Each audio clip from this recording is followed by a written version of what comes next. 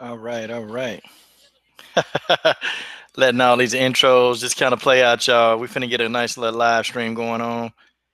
And yo, it's finna be hot. Let me go ahead and get these let me get the comment section popping and cranking. Hadn't done a live stream, boy. It's been almost maybe a week, about 8 days now. Wow. Yeah, it's been a little minute, man, since I done a live stream. But you know, the coach is yeah, the coach just feels so good. The coach feels real good. You know, the coach ready to kick this live stream in. I'm gonna cover Derek Brunson because you know Derek Brunson. You know we from kind of in the same area, and he don't live too far from where I grew up. So I'm gonna cover the Derek Brunson fight. I don't cover many of the men's in MMA. I don't do much of that, but you know I am going to do it for brother Derek Brunson. Okay, guys, welcome to an evening, guys. I'm gonna chat here maybe for about an hour and 15 minutes. We're gonna talk about some topics, guys. We definitely got a few things to talk about. Um, I just want to talk about this Joshua versus Takam fight. And what about Deontay Wilder? What about Deontay Wilder? Also, I'm going to talk about Cyborg and Holm. Probably not close. I thought it was close to being made, but I don't know. It don't seem like it's close to being made. And then, you know, we're going to talk about Katie Taylor, you know, what Katie Taylor needs to do next. And then miscellaneous. And miscellaneous can be anything.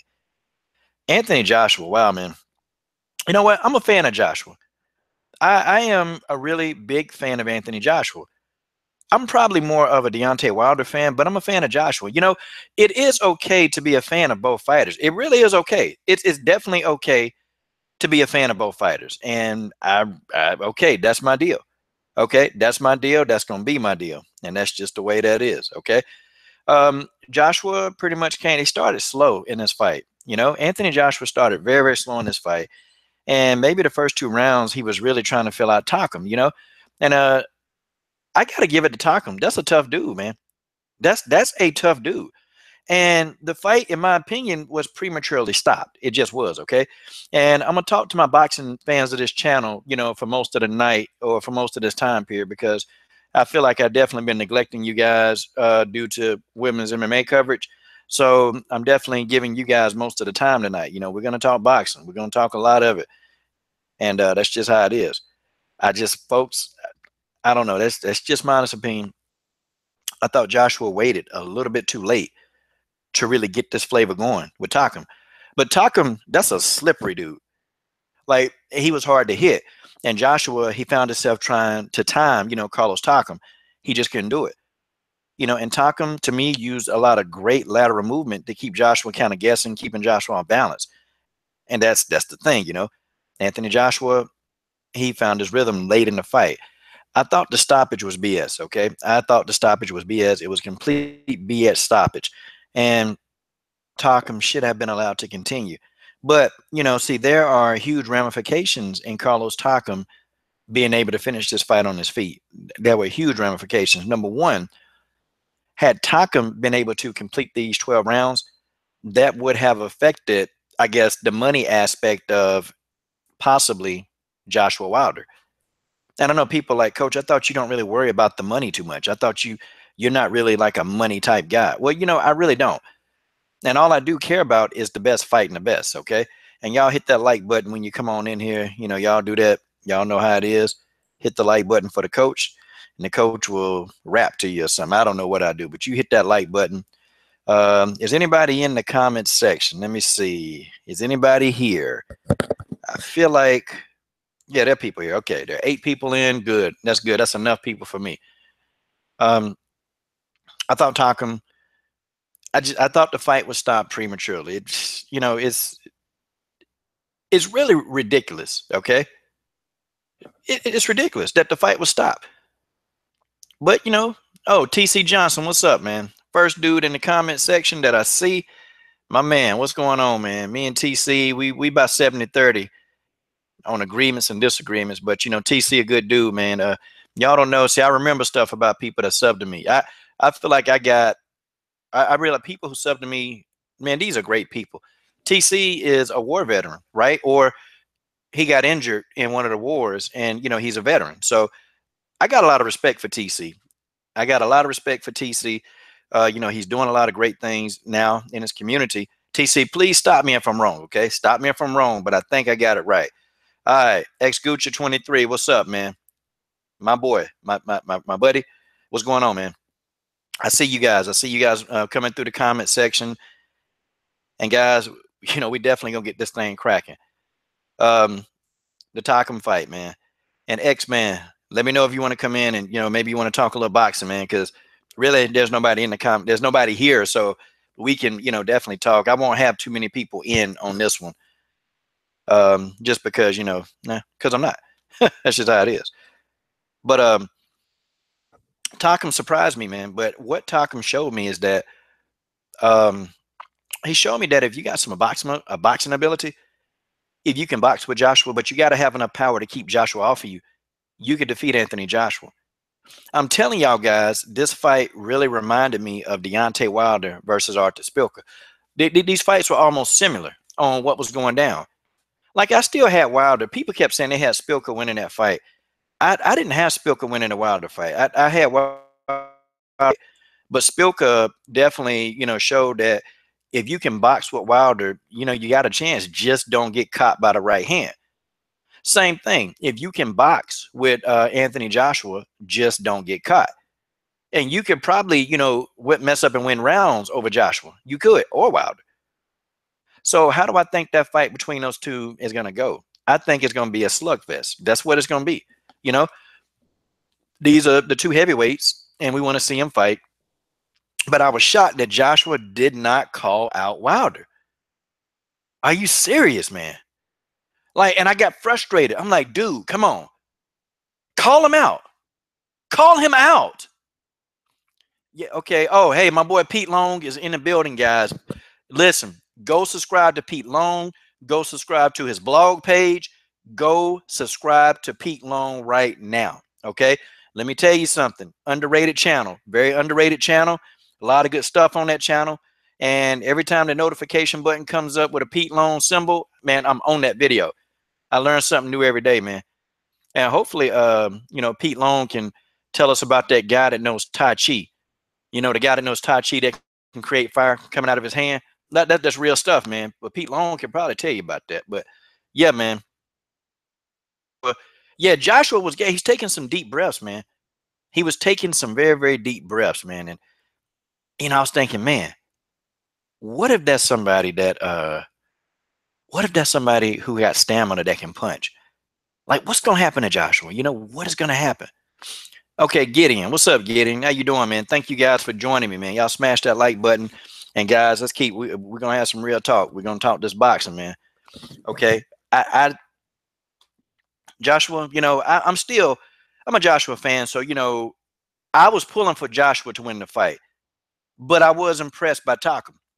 I think Takam could have went the distance. But see, financially, I don't think Takam going the distance was going to be financially good for Eddie Hearn and Joshua Wilder and company. I don't. Okay.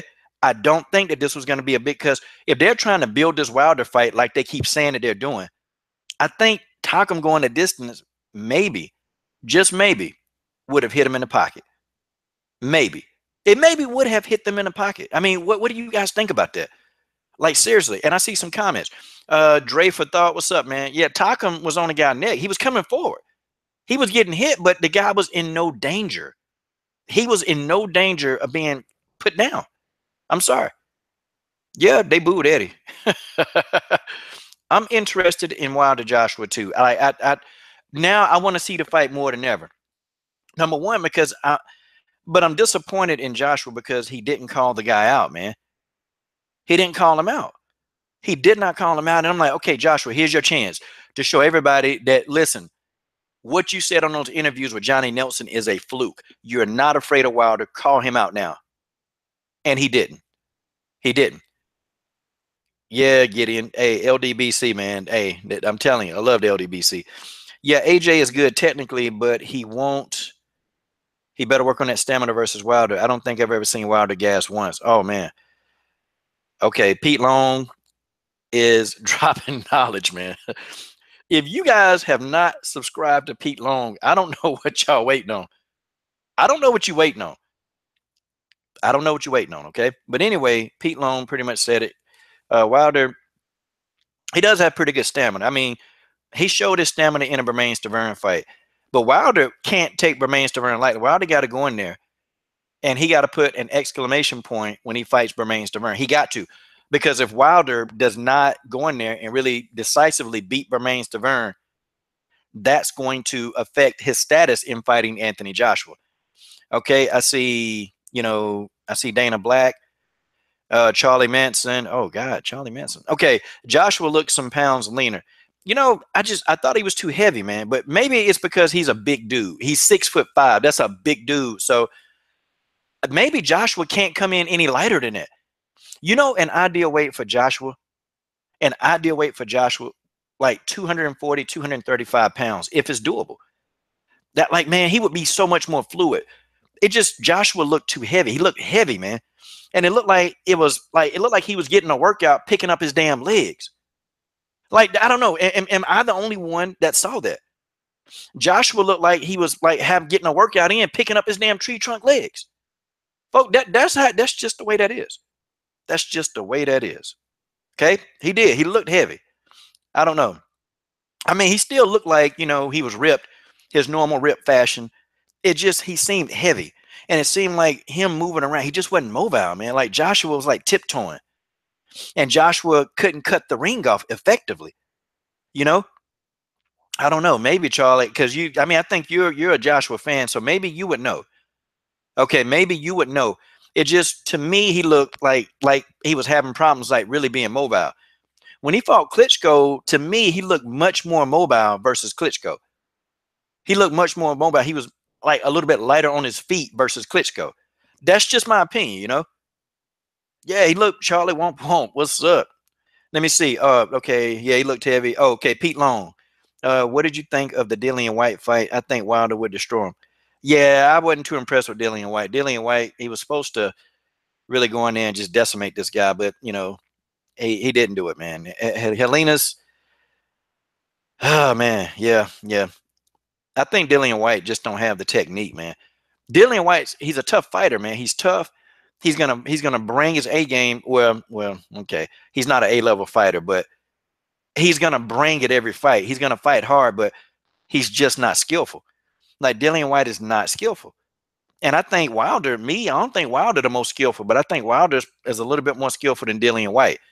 I think Wilder beats these guys on heart. Like, he beat them with heart. He don't have a whole lot of skill. Wilder got a lot of heart. So he go in there and he imposes his will on these guys. That's what Wilder does. That makes him a step above a Dillian Whyte. I think Wilder beats Whyte. I think Wilder knocks him out. Probably by round 5, he knocks him out. And I didn't even make a video about it because I knew the outcome. I knew Dillian Whyte would win, but I thought Dillian Whyte would be more impressive. That's just what I thought. But man, or is Helena is he actually good? I mean, is he actually good? I didn't find Helenius that great. I just didn't. Okay, I didn't. That's what it is. But what, man? So what now? Like, what is Wilder thinking right now? Seriously, what do y'all think Deontay Wilder has going through his mind right now? What do you guys think? Wilder gotta be fuming inside. He gotta be fuming, thinking in his mind, dang it. I know I can get in here, and I know I can get this guy. Wilder probably sitting there. He probably had maybe a bag of potato chips, and he probably sitting there, man, I'm for Alabama. I should have been on up in there. I could have got him on about it there. You know, I'm sure him and his boys right now, they're having a conversation. Wilder probably going to the gym right now, y'all. Deontay Wilder is probably, he's going to the gym right now. And he's probably going, hey, I need to go do some mitts right now. Come on, let's go. Let's put some work in. I promise you, Wilder not at home. I promise you, Deontay Wilder right now is in the gym. Escucha, yeah. Wilder thinking, man, I think I can murder this guy. It's gonna be a fight. It's gonna be a good fight, though, man. When I see Wilder, Reggie Wilson Jr., what's up, man? When I see Wilder versus Joshua, I see old school Holmes versus Norton. We're missing out on another classic. Yeah, man, I agree with that. This fight need to happen, okay? These two guys need to fight. I don't think Wilder is going to run through Joshua. He's not. This fight could very well go up to the 10th round, but it's not going a distance. Somebody is getting knocked out. This is a 50-50. To me, this is a 50-50 fight. I don't think Wilder goes in and murks Anthony Joshua. I don't think so. Joshua is a tough dude. He's a tough dude. Now, I don't know how he's going to respond when he get hit with the right hand of Deontay Wilder. I don't know, okay? I don't know what happens when he is getting hit with that right hand. I don't know. I can't tell you. But Joshua is a tough dude, you know? It's a 50-50 fight to me. I don't know. I don't have one person actually dominate another. I think it's going to be who can get off first and who can make the other one respect the other one's power first. That's what I think. That's what I think. But you know, X, let me know if you want to get in on this, X. Okay? Let me know, X, if you want in on this one. Okay? Let me know. I know, Pete, you probably wouldn't want in on it, man. I know you got to keep, you got to keep that mystique about you. I respect that, man. Guys, again, I've said it 3 times. Go subscribe to Pete Long. You don't know what you're missing out on. Go learn. Educate yourself, guys. Quit thinking in a box. Now, back to the program. So now, Takam was 36 years old. Okay, here's my concern with Joshua right now. Takam was 36, y'all. He was 36 years old. And I thought that, okay, Joshua probably damn well gonna get taken the distance by a 36-year-old fighter. Like, what the heck, man? What the heck? Are you serious? Like, man, Takam was 36. I mean, Takam looked good, y'all. And I was getting pissed off because the broadcasting crew, the American broadcasting crew of Al Bernstein, Paulie, they didn't even want to talk about what Takam was doing correct. Okay, let me see. Klitsch couldn't put him away, but Wilder hits harder. Yeah. I think Wilder hits harder than Anthony Joshua. I think so. Charlie, anybody think Thurman gonna move up to dodge Spence?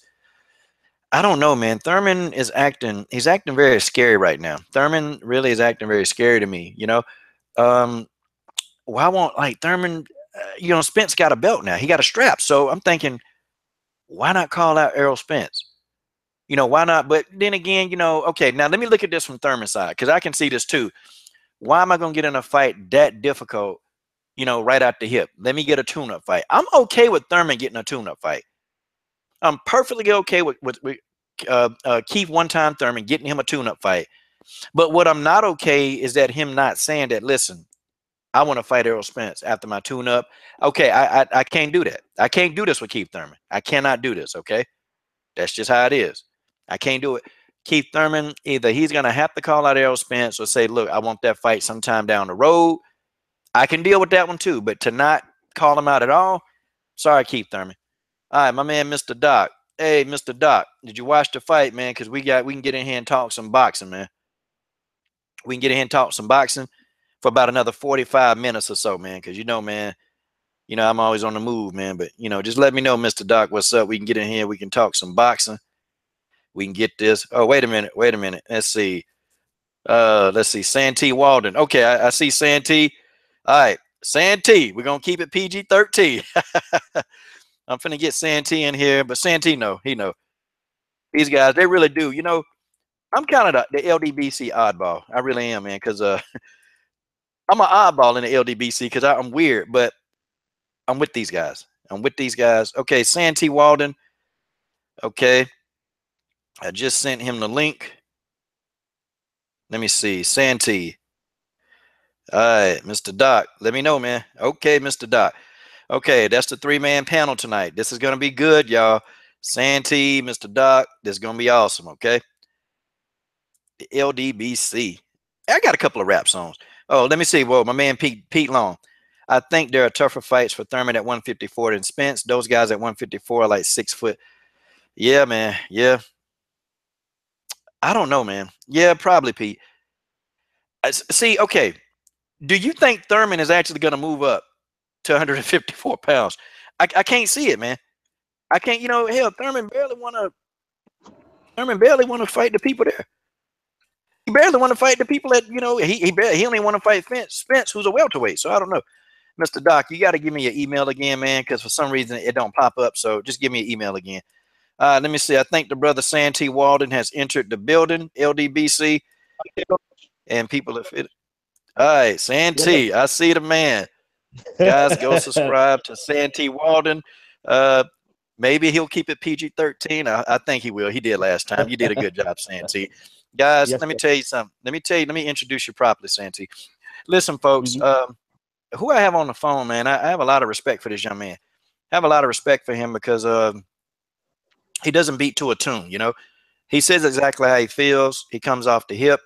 And, for some of you guys have a lot of channels that you're trying to build a channel, the guy will talk to you, man. It's like, he reached to a subscriber point. He's not thinking, oh, okay, well, you got to do this to talk to me. Nah, man. Santee Walden is a very accessible dude to a lot of you guys. And, I can appreciate him, man. And Santee been riding with me, man, even before he started making videos. And before I really started getting into this, Santee Walden was on my channel, guys. But, guys, I got Santee Walden on the line, y'all. Santee, what's going on, brother? What's up, family?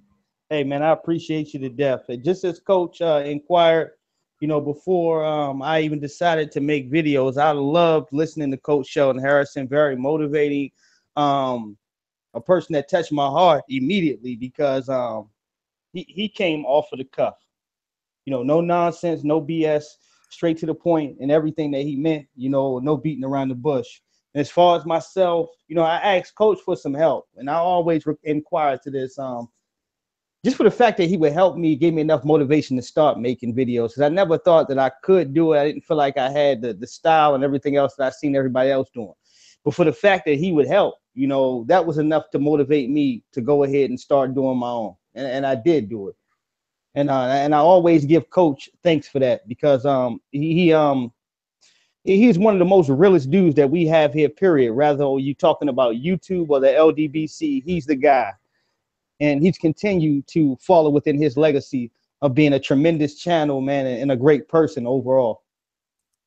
Hey, man, well, definitely, I appreciate those kind words, man.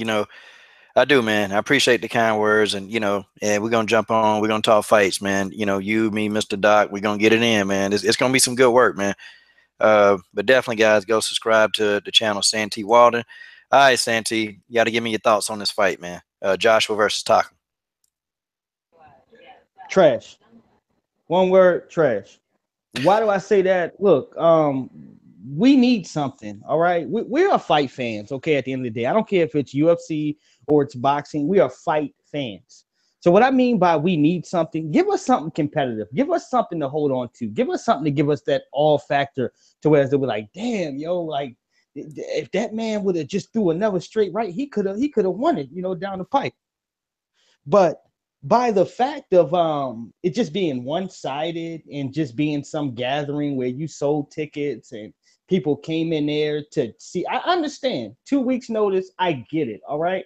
2 weeks notice, a fighter pulls out, Pulev pulls out, Tapika, whatever his name is, comes in. This guy that fought, I watched him fight Anthony Joshua before, not Anthony Joshua, but Joseph Parker before this. And I get it. He did well in Joseph Parker fight. Very well. He lost, but he did well. But what I want to say is we got to do better in boxing overall, demanding the great fights in order to draw into legacy.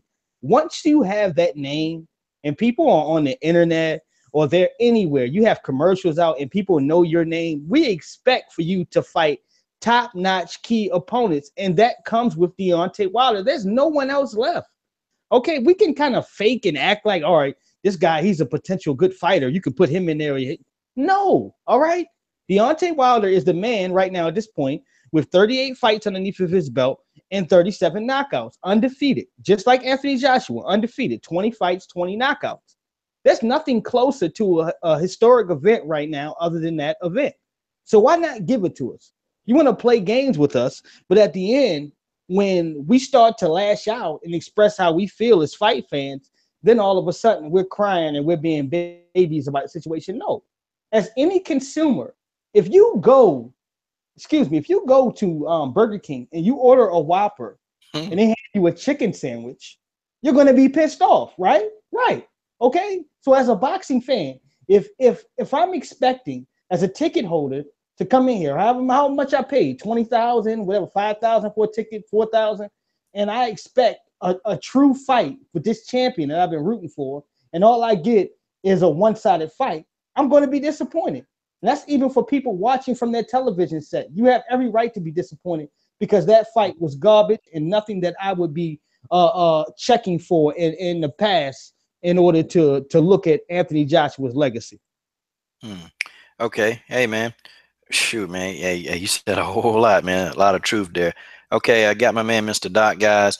Go subscribe to the channel, Mr. Doc. Mr. Doc think I'm playing with him, but I'm waiting on his video. Like, he's really one of his breakdown videos. I'm waiting on it, but, you know, he's still reluctant. But, you know, you guys seen him around. You know, he does hangouts with a lot of different YouTube channels, has a deep, rich history of boxing, guys. And, you know, I can't introduce him any better than what I can. But there's not enough words. But, guys, this Mr. Doc. Mr. Doc, could you tell us what you thought about this fight? Well, first off, just let me say, like Sandy said, thanks for having me on. Two of my favorite channels in all the world. As for the fight, I guess given the fact that that AJ got his nose smashed upside his face, you know what I mean? I wasn't too surprised how it went. But, yeah, it was a garbage fight. I mean, what did we expect? God, dog. To the point. I like it. I'm just getting to the point. You know what I mean? The stoppage was really the most garbage of all, if I'm really being honest. See, you know what? I'm going to be honest, man. You know, in the past, I've actually supported Eddie Hearn. I really was a huge, big supporter of Hearn because he has put on some good fights. But I'm like, God, man, this fight? Like, why this fight? You know, like, I mean, come on, Eddie. You know, and I even say Eddie Hearn, to me, probably put on better fights than Bob Arum if I had my choice. Okay? I'm not saying that's the greatest pick of the litter here, but I'm saying Eddie Hearn, you know, has put on better fights than this. You know, how is Eddie going to explain this one? Santee. When you're shaking and you're nervous and stealing, it's kind of hard for people to not notice what you're doing. Okay. I put it like this, man. My barber told me this, man, and very sharp guy. When you're walking down the street with a group of people and you done did something messed up, everybody in the world gonna be looking. You looking all over your shoulder. You got 20, whatever, 15, 5 people with you. What are they doing? What's this group over here doing? But when you're by yourself and you didn't committed the same damn crime, ain't nobody paying attention to you. Now let me get to my point, okay?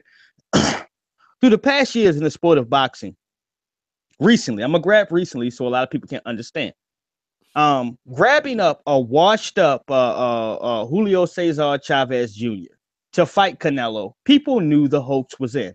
And then adding this weight clause, you knew the hoax was in. Grabbing an Amir Khan with a glass chin, pushing him in the ring and saying, this is the guy, speed. For people with common sense, you knew the hoax was in. So it defines, it drafts you in. Even if you want to grab to Pacquiao versus Joshua Clottey, the hoax is in. And what I mean by the hoax is these are the cab workers and cab drivers and the people that wash your windows, the insignificant guys that are easy to push over and to beat down. People know when you're trying to steal from them. And even with that case in the UK, they love that. Hey, I love the support that the UK fans give to their fighters. That is undeniable. They beat down the door to love and support their fighters. But my point is BS at the end of the day. Garbage is garbage, and you can't serve it any other way. We know where it's coming from. So when you go over here and say, look, I got Liam Beefy Smith on the table, I know you're serving me turds. I don't have to see him in a ring with a shiny pair of boxers on and some damn whatever the case, a shiny pair of shorts on and some gloves to tell me that he's going to get slaughtered. You understand where hey coach, you understand where I'm coming from, man. You already know. So like don't play me. Don't take this shiny it's a shiny test. You know, look, I got this shiny piece of metal and I'll trade you $1 million for it. That's what it is. Okay. That's exactly what it is. And a lot of there are folks, I ain't gonna say a lot, there are folks that are easily consumed in America, man. And especially, man, when you're dealing with a lot of people are illiterate. And I've been saying this for the last 2-3 weeks. There's a lot of people in the world with mental disorders and they don't know they have it because their parents did not take care of this when they were young. So they walk around the earth retarded and arguing with you. And in all actuality, they need to be on their medication, okay? These fights that we're being given is not acceptable because the fight fans did not ask for these fights. That's why it's unacceptable. It's not a shot of the LDBC drawing hatred, trying to swamp these guys, trying to disrupt their accomplishments and everything they've done. No. It's the fact that you're handing me garbage and you know you're handing me garbage and you want top dollar for it. It's unacceptable, coach. It's unacceptable. Okay, now Mr. Doc, man, you know, like I said, he's been around for a while, man, and he know about these promoters.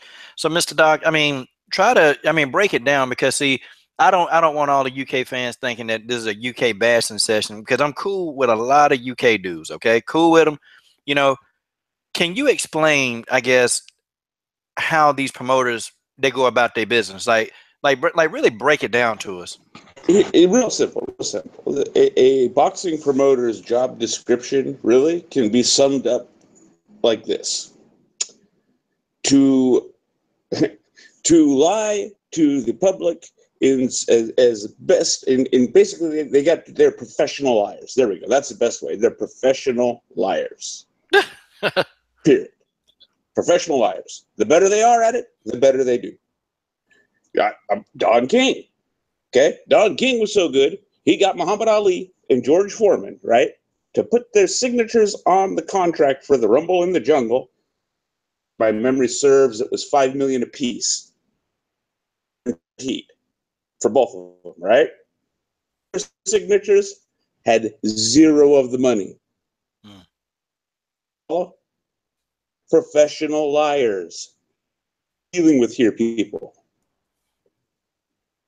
Don King was a great promoter. Bob Arum, great promoter back in his prime.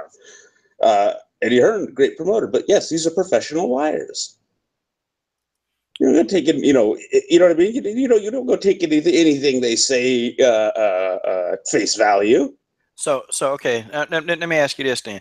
So explain I guess what I'm trying to get at you. Like explain the concept of like the money aspect. Like what kind of money does Hearn stand to lose if he waits to fight Wilder versus fighting him right now? Hello? It depends on how patient his fan base is, right? Okay, so there was from the feed from where I was listening or on my end, it sounded like there was some unhappy fans with the stoppage and what have you. Okay, that tells me that Eddie can't just roll AJ in there with Takam and get 80,000 again. If I'm making sense, I mean. Yeah. I mean, yeah, it makes pretty good sense. You have to understand, not only are the fans over there more supportive, right? Like Sandy pointed out, they're I guess you could say more tolerant, for lack of a better term, for what we'd call domestic fights a lot of times. You see what I'm saying? All right, okay, yeah, we got the AJ Vlad fight, so they'll give Eddie a couple passes. A couple passes. God dog. But that's what I'm saying. But there is but nonetheless, there will be a limit at some point. You know what I mean? Okay.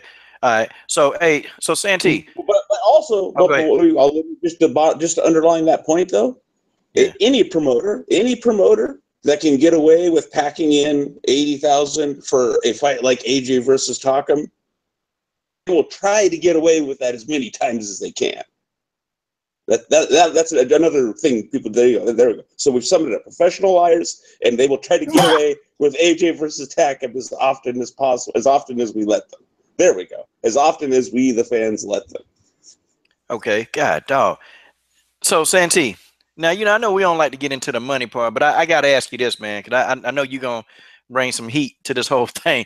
Man, listen, Yes, what do you think, man? Like, how do you think Eddie Hearn fares, man, money-wise, if Wilder Joshua would have happened like 2017, before the year out, versus, waiting until it happens later on? The money would possibly lessen. The thing is, and I hate talking about this. The thing is, and big shouts out to Mr. Doc, man. I love you to death, man. One of the best subscribers ever. I set that up for you. Great. I set that up for you on purpose, Santee. Yeah. But the money thing, it stinks because it hurts us hardcore boxing fans. We out here on the hangout, we talking, shooting the shit. We all have our personal lives. We have bills to pay. I do not care to see Dillian Whyte get anything. I really don't. But because they keep screaming for it, let him get knocked out. Yes, absolutely. But getting back to Coach Harrison, his question, Coach Shelton Harrison's question, the money would lessen if the fight was to happen in 2017. Absolutely. If they were to storm it out to 2019, it would be a bushel of money, providing both fighters don't get knocked out and lose their belts. That's the thing. That's the catch-22. Because, I'm not worried about Deontay Wilder. He has shown his durability in a lot of fights. Anthony Joshua is like, guess who's coming to dinner from a sparring partner that has dropped him or put him to sleep? Either or. Not only that, you got dropped by Glitsko. And I've heard this recently. If Deontay Wilder caught Anthony Joshua with the same shots, would we still be talking about him right now? The chances are no. You have a lot of deflection, but let me stay right here on course. I don't want to get on that until you ask me that because I got a lot of heat. Right. Yeah, but here we go. Money, as far as these boxes right now, is not the end all be all. If you can generate 20 million, right, from the fight that you just fought with Tapika, a Tap Cake, a Tap Dance, whatever his name is, you can generate 20 million off of this cupcake fighter that clearly wanted to give Anthony Joshua a hug and tell him how much he loved him other than fight. If you can generate 20 million off of this joker, right, then imagine the finances that you would generate off of Deontay Wilder.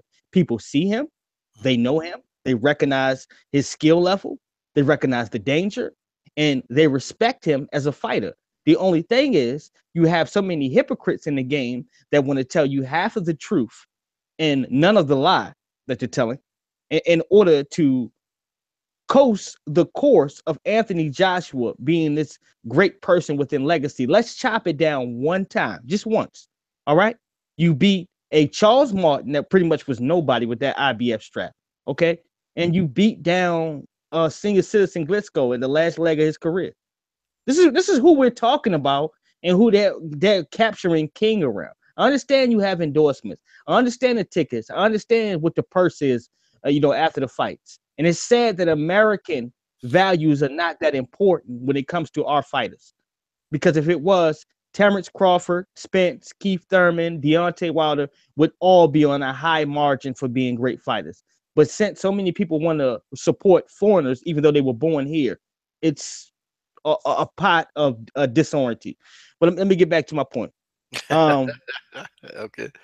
The fact that Eddie Hearns knows 100% that the money would generate more, as long as he holds it out, he's going to do that. You heard him in front of the camera. I know how to make money. I know how to generate fights.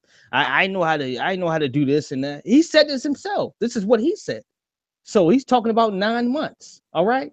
And also with that Lord of the Rings character looking Dillian Whyte in the process. Right. So, Lord of the Rings. with all that chopped up into the fold, he's planning on getting 2 for 1. You understand? He getting 2 for 1. So not only is he going to make his cash off of Dillian, you got to understand, please, man. He promised Dillian. He not over here baiting and shoving this in your face because, all right, he's just trying to make an extra dollar. Yes, he's trying to make money. Uh-oh. We lose Santee? Oh, he was just getting good. Santee. God, dog. I think when the trolls got him. The same way, man, somebody called him. The same way that he promised Luis Ortiz. He rolled right back in. After the King Kong fight. The same way. He promised Dillian Whyte. Oh, crap. Mr. Doc, Someone- I think And because He getting phone call. yeah, my bad. I got it off again. Somebody keep trying to whatever. I don't know what it is. I don't got his number saved, so whoever it is, I don't want to talk to him. But yeah, tell him this LDBC business going on. Tell him he ain't wait. he promised Dillian Whyte that he would get him this fight. He promised him. You understand what I'm saying? So because of that, he has to make good on his promise because he already looks like a liar when it comes to Luis King Kong Ortiz because they screwed him over on the first drop of a hat after the fight was over. Their first excuse was, oh, we need a rematch for the Glisco fight. So when he retired, why didn't you give him the fight? Because you're a liar to begin with. You've been lying. So when it comes back around, when you draft this right back around, okay, and you look at Dillian Whyte, he's in a corner whispering, you know, to this weirdo. He's a complete weirdo. You know, hey, man, I got you, brother. I'm gonna hold you down, my dude. I got you, man. Hey, I swear to you, Deontay Wilder will fight. Wait a minute. What's going on here? Man, people keep calling the coach's guests when they try to for the coach. Yeah. I'm gonna tell him to kiss the coaches. Oops, sorry, PG-13 channel. Right. Please, man. Please knock this guy out. I swear to you, so we can get him out of the picture because they swear that he's somebody right now, and he's really a weirdo with a pencil-shaped head that keeps standing there looking at just get like it's like please get to the back of the corner and just sit there. All right. I throw a silk sheet over top of your pointy head, and when it's time to call for you, we'll grab the sheet off the top of you. But just sit there. Yeah, man. You know what? It's something wrong with these dudes, man. It's something wrong with these dudes, man. Like it really is, man. Like, and you know, and you know, I sat back and I watched this. I watched all this. You know, I watched Dillian. I ain't even make a video about Dillian Whyte, man. I just said, man, look, this guy is just here taking up space. I'm sick and tired of hearing his name. I'm sick of him. Oh, you that know, was the guy. horrible. I saw that fight too. That fight was terrible. The guy that he went to, what, him and Derek Chisora had a battle royal, which that's another guy with no skill set. You know, and I'm sitting here thinking, okay, why are they trying to push Dillian Whyte off on our champion? Hey, listen, they're hoping that Deontay Wilder gets knocked off. Okay, they're hoping he gets knocked off first. And then if he can get knocked off, then they can use that for leveraging power. Hey, well, you know, you lost your belt. So, you know, now, you know, I don't think it's a good idea to fight you. We got to fight bigger and better things. And you heard your boy Johnny Nelson. You know what? This dude, I think Johnny Nelson is punch drunk. I think he is because he's sitting back and he's saying, well, yeah, you know, I think Bello and Hay are bigger fights for, you know, Anthony Joshua. And I said, what? How the hell are you going to explain this? I said, boy, Johnny Nelson. Now, if you want to talk about somebody with a pencil head, that dude got a head that looked like a foot. I call him foot face. I mean, it's just like, what the hell, man? Are you serious? Foot face, did you really just say that Bellew and Hay are bigger fights for Joshua than Wilder? Can you imagine? Because if the fight happens over at Wembley, Joshua Wilder, right? You mean to tell me that the UK fans wouldn't tear the door down to see Anthony Joshua defeat the American champion? They would break the hinges off of that PG-13 to get in there. But no, Footface Nelson, you know, the guy that claimed that he's such a great boxer, he was come on, stop it. You know, have these people on his resume, you don't even know them, man. And I'm familiar with fighters of the 80s and the 90s. I'm familiar with them. But Footface would have you believe. But see, he got a thing with Footface. I'm gonna tell you, This is the thing with Footface.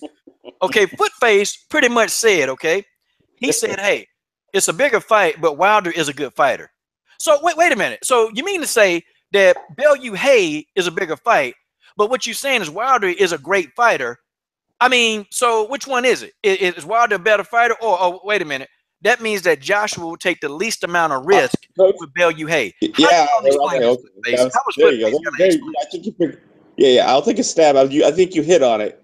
It's bigger drawing fight versus better fight to watch. Exactly. If you see what I mean. And to your point, Santi, about drawing it out and whatnot, sort of implicit in that concept, and this is an honest question here. Implicit in that concept is the idea that these guys are remotely as big as Pacquiao and Floyd were. You see what I mean? I mean, it could be that big, man. I don't know if it'll be as big as Mayweather Pac, but it's gonna be a big fight, man. Because look, we sitting here right now on YouTube, we arguing about it, man. I mean, folks are arguing about it, and I said I ain't gonna use my channel as a war zone between UK and American fans, and I've already put that out there. So, but even people are getting angry, man. People are getting massively angry. Oh, this fight, like this fight is big. So if we're on YouTube arguing, can you imagine that Eddie Hearn, they keep up with YouTube, okay? They keep up with this. They know what's going on. I mean, Eddie Hearn even mentioned the LDBC. He mentioned them, Eddie Hearn know what the deal is. He know this fight is big. I don't know what I think he's trying to drag it out. Okay, I know if he wait till 2019, man, people gonna start calling him out on. I left out a detail. My bad, Coach. I'm talking about like Santi said, if one of them were to take a loss. See, whereas Floyd and Manny, even though Pacquiao got sparked out, but those two were so big, you get what I'm saying, that it was still a big fight when it finally happened. I'm not so sure, you know what I mean, that this is on that level, or a better way of putting it would be these guys aren't on that level yet. I mean, I agree. I completely agree. On the spectacle of this, and I want to draw a quick analogy of everything. Look, man, sometimes the media pushes you along faster than you're ready. So I understand Anthony Joshua's fear. The problem is there's no one left. So let's say, all right, shit. Excuse me, my bad. You're in a football game, right? And they're picking everybody except for the guy with the limp leg and his lip come all the way down to his chin. They picked everybody except for him, right? So he's the last guy left. You need that person to fulfill the team. You have to pick him. As they said tonight, look, we can't, we got to deal with him, right? So it comes down to this, 2018, because that's where it's going to fall at. Anthony Joshua is going to have to face his fear, ladies and gentlemen. He's going to have to face his fear. Despite the witness protection programs, despite the BS media that comes out here that fights for nonsense in order for garbage fights to keep coming along so they can praise how great a fighter is, competitiveness matters, not just heavyweights, welterweight, light, every division. It matters. Undisputed matters in every division. And until we get that, yes, there will be a resistance from the fans, particularly the LDBC, because when you're in the way of that as sanctioning bodies and these people that are the presidents of these belts and they're willing to do some BS, just like they was ready to do the moment Boo Boo Andreas fought that bum that he fought, that 6'0" bum on HBO, and they automatically popped up out the corner, hey, now we can match Cotto with Spence. No, you can't, because Spence wasn't interested, because you ain't about to rob him of his career. But to keep flowing on, look, the thing is this: we have to make sure that within these sanctioning bodies that they are loyal by their word, and by these fighters and promoters that they are loyal by their word, as far as giving the fans the best fights that we can see, and making sure that Undisputed is available at all times. Because I'm gonna let you guys in on a secret, brother Doc and brother Coach Shelton Harrison. Okay, They think because they gave us Julius Ndongo versus Terrence Crawford, that they fulfilled their deed as far as giving us one undisputed. No, I will not, me personally, I will not stop beating at the door until we get an undisputed in every division. And if we don't have it, I am disengaged. I will not support it. I will not upload videos. I will not give them any type of traffic for being a sucker in a lane. All right? I will not give you nothing, because the facts are this. There can only be one champion in each division. And if it's not, you're telling me a lie. All right? And that's a lie that we expose. And this is the same thing, you know, I've been kind of getting on, because the casual fan, when you're talking boxing to them, you know, they don't really understand that there are multiple belts. You know, they don't know that you can get multiple belts in every weight class. They don't understand that. They just understand one champion. And what I like, you know, when I say about the UFC and how they do things, is different because you know who the champion is. Like if you ask a casual fan, and if they just watch the fights, they know the fighters, they can tell you who the champions are in every weight class. But casual fans, they can't tell you that in boxing. I mean, we know because we watch the sport and we follow it very carefully. But see, they, you know, these casual fans don't know it. So that's one of the main problems with these belts. That's why, like, I don't even put a lot of weight on belts or mandatories, because the same mandatory that people keep screaming about, that's the same mandatory that can be moved up in the rankings by some promoter. And let me give you an example. When Danny Garcia fought Rod Salka, how did Rod Salka go from number 77 up in the rankings to be able to fight Danny Garcia? See, you know, so there's a lot to it. Boxing need a complete overhaul. They need it. And I think Al Heyman, you know, was trying to like really get a lot of these fighters into the PBC. And you remember he was talking about making these PBC belts and actually having one belt. Yep. You know, people, oh, but that's not, no, man, that's not going to, you know, he's going to monopolize the game. Well, you know, these promoters, they've been monopolizing the game for a while. But see, people can't understand why people say, well, the pay-per-view model in boxing is dead. But in the UFC, they're thriving over there because the best, they're fighting the best. That's why people see, even with women's MMA, the best fighting the best. So people, they're tuning in. I mean, these women now, they getting high numbers of pay-per-view buys. They're headlining cards because the best is fighting the best. And at the end of the day, if the best don't fight the best, then eventually the casual fans, they're going to figure this out. Because they're going to see somebody get beat up completely. Yeah. Wait a minute, that guy was a bum. See, casual fans, they're going to figure it out. They're not going to be stupid forever. But see, I think, hey, Coach. We go. Yeah. Well, okay. I don't mean to cut you off, but I have a question, man, and this is very solid on the foundation. Coach, for Coach and Doc. Go ahead. How much terror is raised by the introduction of Terrence Bud Crawford into 147? I know we have our hopes. I know we have our particular guys that we root for, and we salute them for being great fighters. But how much danger rises with Terrence Bud Crawford stepping into the welterweight division? Oh, okay. Go ahead, Mr. Doc. You got that one. Well, I mean, heck, I think very highly of Errol Spence, and look what he said when asked about fighting Crawford. He said, tell Crawford to go win a belt. Yep. And he's on his way. He's on his way. Yeah, exactly. Yeah, he's jumping in the deep end, you know. I mean, maybe not the deepest of the deep end, but he's not jumping in the kiddie pool either, you know. Yeah, but he's fighting a titleist. You understand that Top Rank runs WBO in every division, not just one, but all of them. Meaning that when you sign to fight a WBO fighter that has a strap that's with Top Rank, he signs you into to some type of 2 or 3 fight contract deal, where at the end he can find the nastiest person possible to take your strap. I'm so sorry, Coach. I apologize. No, just take your strap. You know that, right? You know that. That's it.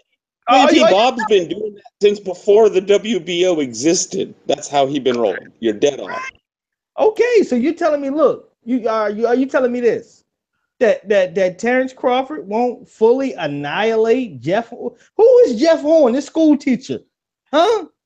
Come on, he gonna get lit up like a friggin' Times Square Christmas tree. Y'all got MBT mad now. Get stuck to the ground after a bank robbery. Everybody else that ran through the door and got out of there, you still standing there in panic. That's what it's like for Jeff Ford. eyes wide open. His eyes poking out his ear. Oh, I'm sorry, officer. I don't know why I'm in here. That's what it's like.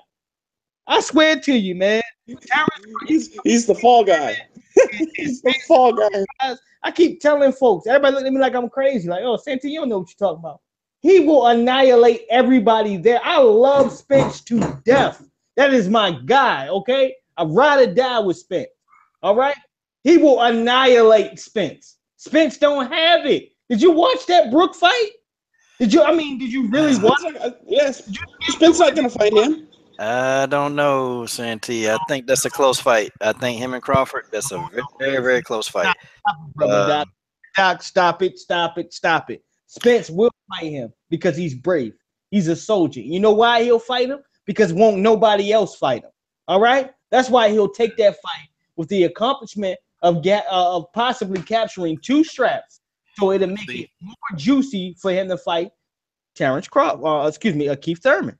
Keith Thurman, right? If I got 2 belts and Keith got 2, the winner will be the undisputed champion. Don't that look good?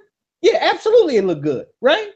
But you got to understand. Until he has to fight Crawford. But see what you got to understand. Let's talk about it. All right, go ahead, Coach. Okay, so with the whole Spence and Crawford, man, yeah, I think Crawford is the better physical boxer, but Spence, he also does. I don't think Crawford goes in there and annihilates Spence like quickly. I think that's a 50-50 fight because Spence does things. He may not be, it's crude, but it's effective. And see, Spence, he does a lot of things to stop these guys from doing some of the things that they're good at. Spence is good at that. And I'm telling you, with that sustained body attack, that's going to be crucial in dealing with Terrence Crawford. And Spence is going to be able to close that distance. He is. He's quick. Big brother, coach. He's quick. He's very, very fast. And I'm just saying, Spence being Spence is agile. He's athletic. And Spence can close that distance. And some of the stuff that Crawford was able to do against like people like Ndongo or, what's the guy named Gamboa? Some of the stuff that he was able to do against those guys, it's probably not going to work. Terrence Crawford, he's going to have to do something else. He is going to have to do something else to defeat Errol Spence Jr. Before you get in, brother Doc, because I want to counter this real quick, okay? Hold on. Errol Spence Jr., he does a lot of little things well that add up to be a big thing. I can't see that's a 50-50 fight. Coach, look, man, I'm gonna always love you and support you to death, but this ain't one of them, man. Okay, you look, with no Crawford there, Spence is the monster. He's the landlord. He's the guy to kick your teeth to the back of your throat. Absolutely. But when you bring this guy a 7-pound difference that really ain't shit, ain't nothing. When you bring this guy in, my apologies, and you bring him in there around these scared fighters already, the only person that is brave is Spence, that has 100% heart and that will fight anybody is Spence. And you put these 2 in the ring. This is my dream matchup, but this is a nightmare to me because I love both of these guys equally. And I'm looking at skill set, and I'm looking at tolerance and principle, and what guys are composed to when the rounds get deep. Terrence Crawford is excellent at taking your best weapon away from you and making you reach for something else that you're uncomfortable with. And once he does that, he starts hitting you with power shots and anywhere he likes to. This is a guy that's accustomed to fighting orthodox and southpaw. And not only that, taking an Olympic gold medalist like Felix Diaz and making him look like tapioca trash. But see, you're comparing Diaz to Spence. I'm not. Oh, let me get to my point. I know you was getting ready to do this. I'm gonna get to my point. Okay. Spence, marquee opponent, top dog, the best of the bushel of crabs you can find. It's matter of fact, it's a female crab because they bigger. Not disputing on his sexuality at all, but it's a big crab. Okay. When you talk about Spence and the level of his defense compared to Crawford, it's horrible. You have to admit that it's freaking horrible. It is. It's trash. Okay. So when you're talking about pushing Spence in the ring, with Terrence Bud Crawford, that has made his last 5 or 6 victories look easy. Nothing. He didn't break a sweat. He didn't even have to work out too much. Nothing. All right. All he had to do is walk down in the ring and take his silk robe off. That was it. Spence in his last event. Because I want to circle this. I want you to remember this, please. All right. When it comes to top opponents fighting top opponents, the knockout ratio is shorter. It's a lot shorter. You're not going to knock them out. You're going 12. You're going 12 because it's a lot more difficult. Counter punches are a lot more effective. You're more likely to get knocked out by somebody that is a top-notch opponent like you. Right? Right. Okay. So for the experience of that, he stopped Cal Brook in the process in the fight where Cal Brook was up on the cards, I believe. Look at Terrence Crawford. Let's flip the coin. I know it's a small division. Let's flip the coin. Terrence Crawford has walked through these guys smiling.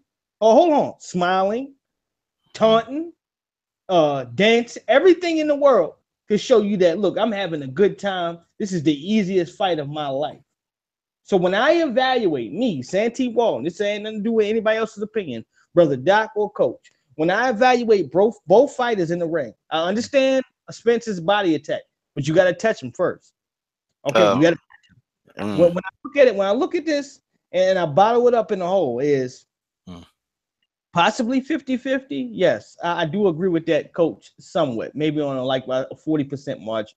But what I do see is I see us. My heart is going to get broke because I see Spence getting touched in a way that he never has, not even on a Cal Brook level. Cal Brook touched him to death. Okay, he touched the shit out of him, the whatever out of him. I'm sorry, but by him touching him that way and going out there and doing all that other stuff, Terrence Crawford is going to elevate times 30. Certain people are possessed with talent that no other people have. We look at regular boxers and we say, "Oh, this is a trash fight.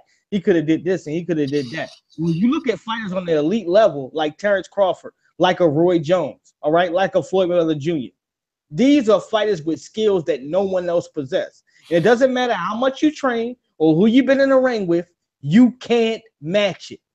No day. So let's put this in. Let's put this in perspective. One thing real quick. Because see, I'm trying not to forget my train of thought. Hold on, I'm gonna let you in this, Doc. Just hold it for one. Okay, so let me interject this. Okay, so is anybody on Terrence Crawford resume tougher than Kell Brook? Now, because I'm gonna start with that because you can't do that. You can't do that, man. Hold on. Yeah, I can. Oh, yes, I can. And see, Errol Spence took Kell Brook, this talented fighter. He took him, broke him down, broke him all the way down. Now, now let's get in here now, since we know that he's got experience with boxers. Okay. And I'm not saying that I think Terrence Crawford is more skillful than Kell Brook. I mean, I think so. But I think they make weight classes for a reason.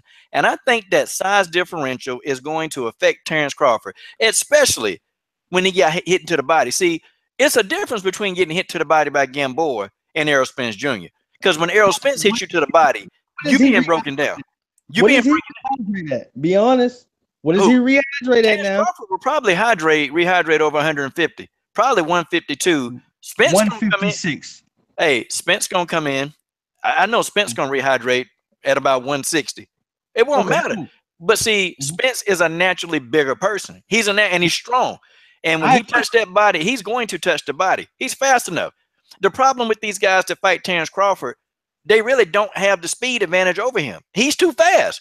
But now you got somebody who can actually is a mastermind at cutting off the ring. So so let's see how that's gonna work.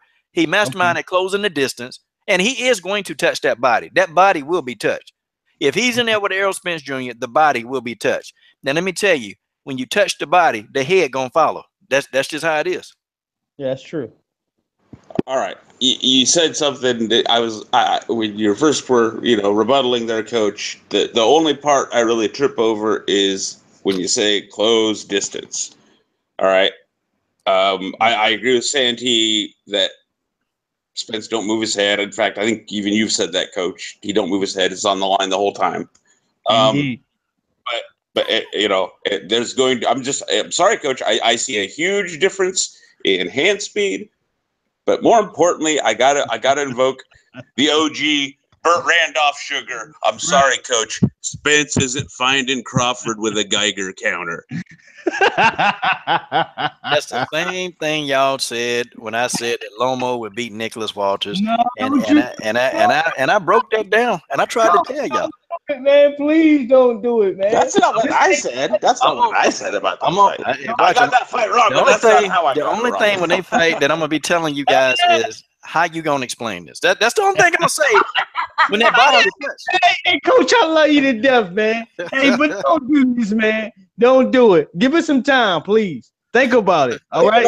Think about it. No. We're trying to pull you back from there. From pulling you back, man. I've already thought about this. I've already thought about this. And let me tell you, Errol Spence Jr. is another counter fighter. He training every day with the Charlos, getting that work in. You know, the same thing they said about the Charlo. I agree. I'm with you. Hey, Coach. He need to start working with Laura. Spence is the truth by his name. I'm with you. I'm with you 1,000%. I pray that he don't get beat by Crawford. I like Spence when I like Crawford, but I'm looking at the styles and fighting and the durability and the level of skill and natural know-how, and I'm looking at both of them like, oh hell no, oh hell no, it's not happening. I want you to understand this. Look. Crawford ain't been touched by nobody like that. Oh, go ahead. Hardcore Spence fans, my subscribers that are hardcore Spence fans, because I am, that it went in my throat for my last Spence Crawford video because I was honest. Okay, I'm telling you, Coach, it ain't working. It ain't hitting on nothing. His defense. Watch that last Cal Brook and Errol Spence Jr. fight for the IBF strap, and you will be surprised, man. Wait a minute. So you talking about the fight where Kell Brook got knocked out? I mean, now I hope you talking about that fight. That's fight we talking about. The fight where Kell Brook pieced him up, then got knocked out. Yeah. Look, man. Look, this a fight. We're not going. Brook ain't going there and destroy him. He ain't piece him up like that. You got Errol Spence broke this guy down. He broke him down. The guy didn't even want to fight no more, man. Look, Kell Brook ain't want no more. He ain't want to fight no more. He was done. He was hoping the referee stopped him. But before that, he put hands on your man. Oh, man, come on, stop that. Stop that. Oh, I agree with Coach. He put hands on him. He stopped him. He broke him down. But it's like, look, when you over here, you at the race for the Snicker ball, whatever. The Snicker ball is at the end of the race line. What did you have to do to get that Snicker ball? Now, at the end, when you look at his face, he ain't have no type of damages, no nothing. He wasn't all swole up, nothing. I will commend Spence for that. So if he could take punishment, that's good. But you would rather rob the bank with no scratches, no harm, other than to rob the bank and for have people recording footage of you getting punched in your face. That's just it. What it is. Yeah, and Crawford. This is just me. I don't think Crawford's gonna stop Spence. Oh no. I just think he's gonna give him a friggin' boxing lesson. Oh boy. It's gonna be 12 rounds, something similar to the Victor Postal fight. Yeah, stay out of harm. What man? Look, that body gonna get touched. Hey, let me tell you something.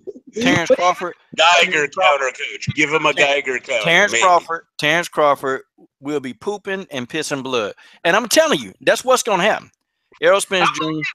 He's very underrated. He's very underrated. His ring IQ is very underrated. It just is. It's very underrated. Oh no. Kell Brook is a boxer. He's a boxer. He knows how to deal with these boxers. He knows how to do it, y'all. Yes, but Kell Brook does not have the hand or foot speed of a Terrence Crawford. Not even close, in my opinion. Well, man, Errol Spence Jr. is fast, man. Right, yo, absolutely not. Now, come on. Kell Brook has one of the best jabs at 147 I've ever seen in my life. Ever. And Spence took it out of there. Spence got him out. Absolutely. After he ate it all for 10 rounds, yes, he did take it out of the. I'm not trying to take it. I gave Spence full credit. I was going to hang out live for the fight. Okay? The thing of it is, okay, Terrence Crawford been touched by these smaller guys. What do you think gonna happen when this big guy, who much more bigger than Terrence Crawford, touch him? What you think gonna happen? This guy knocking people out. Do you guys remember? Okay, let's start with Kell Brook. Okay, he knocked Noe Bolano's head off of his shoulders.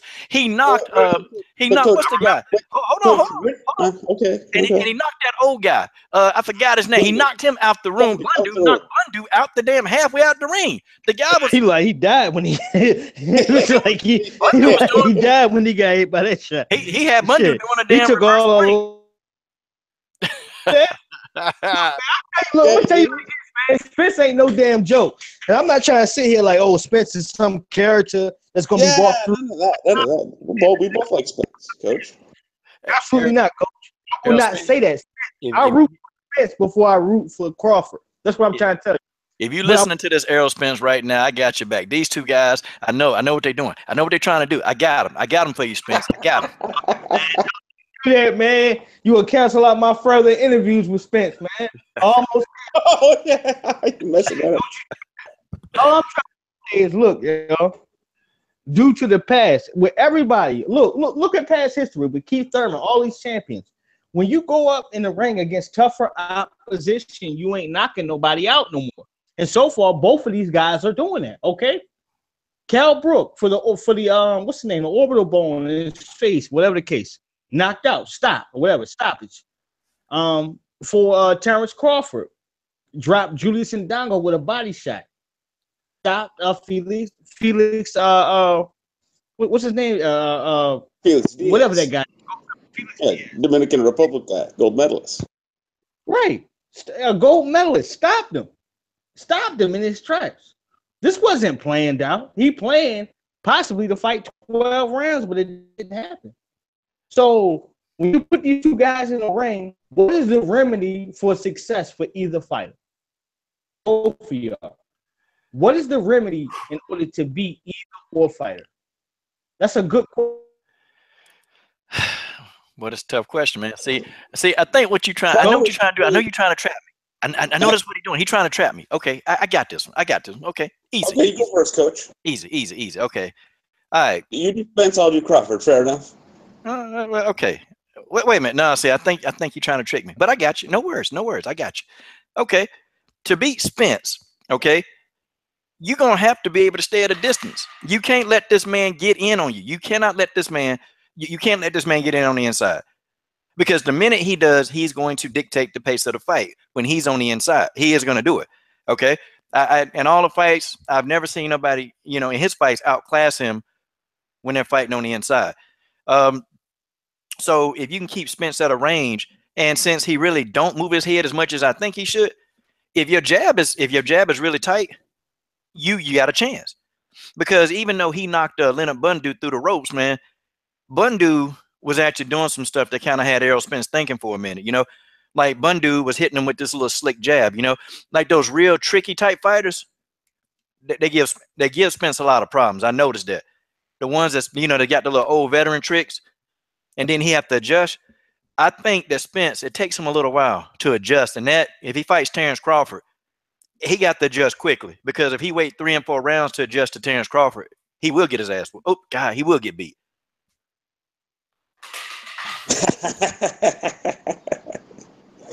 What it boils down to, other than what we've already talked about, to me, is I see Spence having the same problem against Crawford that I see my guy Golovkin starting to have against just about everybody now, but I saw him having against Lara when I still want to see that fight, but I digress. In the pivots, he's just too slow. Crawford's going to be able to turn him all night. If you can't keep up with Crawford in the pivots, it's almost virtually a wrap. You're not going to be able to pin him down. And that, after that, what do you do? Like you said, he's not going to out jab him. He's going to be taking it from angles all night. I mean, Kell Brook had some good pivots. I don't know. I think the man know how to deal with these boxers, and I think that he's going to make an adjustment. I agree, but Kell Brook, see, the thing of Kell Brook's tricky, because when you watch him, and because this is just my opinion, Coach, Kell Brook has fantastically educated feet. Okay, like he's very, technically correct footwork, but his feet are not actually that fast. If you get what I'm trying to say, like in terms of like if you ask him to run from one side of the ring to the other, you know what I mean? Like point A to point B speed. He doesn't have the foot speed, but because his footwork is so well taught, because they're very big on that in that gym, you know what I mean? He's able to create the angles the way he does. It's more from technical skill than it is from natural athletic speed, I guess is a better way of putting it. But again, just my opinion. Okay. Yeah. Whereas I see Crawford as more of a naturally athletically fast fighter. Okay. That's how he gonna explain this. That's how I'm explaining it right now. If he loses, well, I'll have to find a different explanation, obviously. Oh, I'll be back. But that's the fun of this, right? Oh, we lost Santee. Wait a minute, Santee. Where the hell did Santee go? Oh, he just Did they call him? Yeah, somebody call him again. Man, what is with that? That happened to me. Remember, I got like 2-3 calls one time when I was trying to talk to the coach. Yeah, and then it'll knock you off. Yeah, I hate when that happens. Sure. Well, he'll probably come back. He was about to light me up pretty good, but yeah, hey. I know some people getting mad. That's all like fun, man. Oh yeah, Santee was. Yeah. Don't block me over because we don't agree, coach. Nah, man. Nah, I don't do that, man. That ain't. Nah, we just disagree. That's all that is. But anyway, yeah, man. So what we do? We'll wait for Santee to come back because Santee was, he was getting it in, man. I was enjoying it. Okay, so I guess we talked about that, man. We done went so far left. I got about 30 minutes, man, and my head gonna be on the platter, man. I got to talk about these next couple. Okay, Mr. Doc, I got to keep you on Cyborg Holm, man. Cyborg Holm. What's going on now? Cyborg Holm. I don't think that fight. I don't think it's happening. I'm sick and tired of Cyborg and Holly Holm. What happened with the Cyborg Holm fight? I thought that was like a all but a wrap. Seemed like it, man, but they can't agree on the money.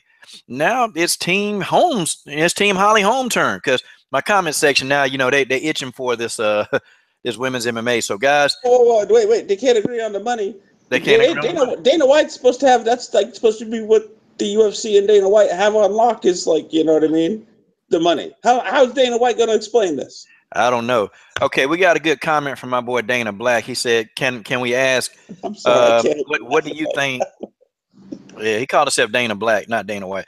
He says, "What do you think women's boxing needs to explode like women's MMA?" All right, that's a question to you, Mr. Doc.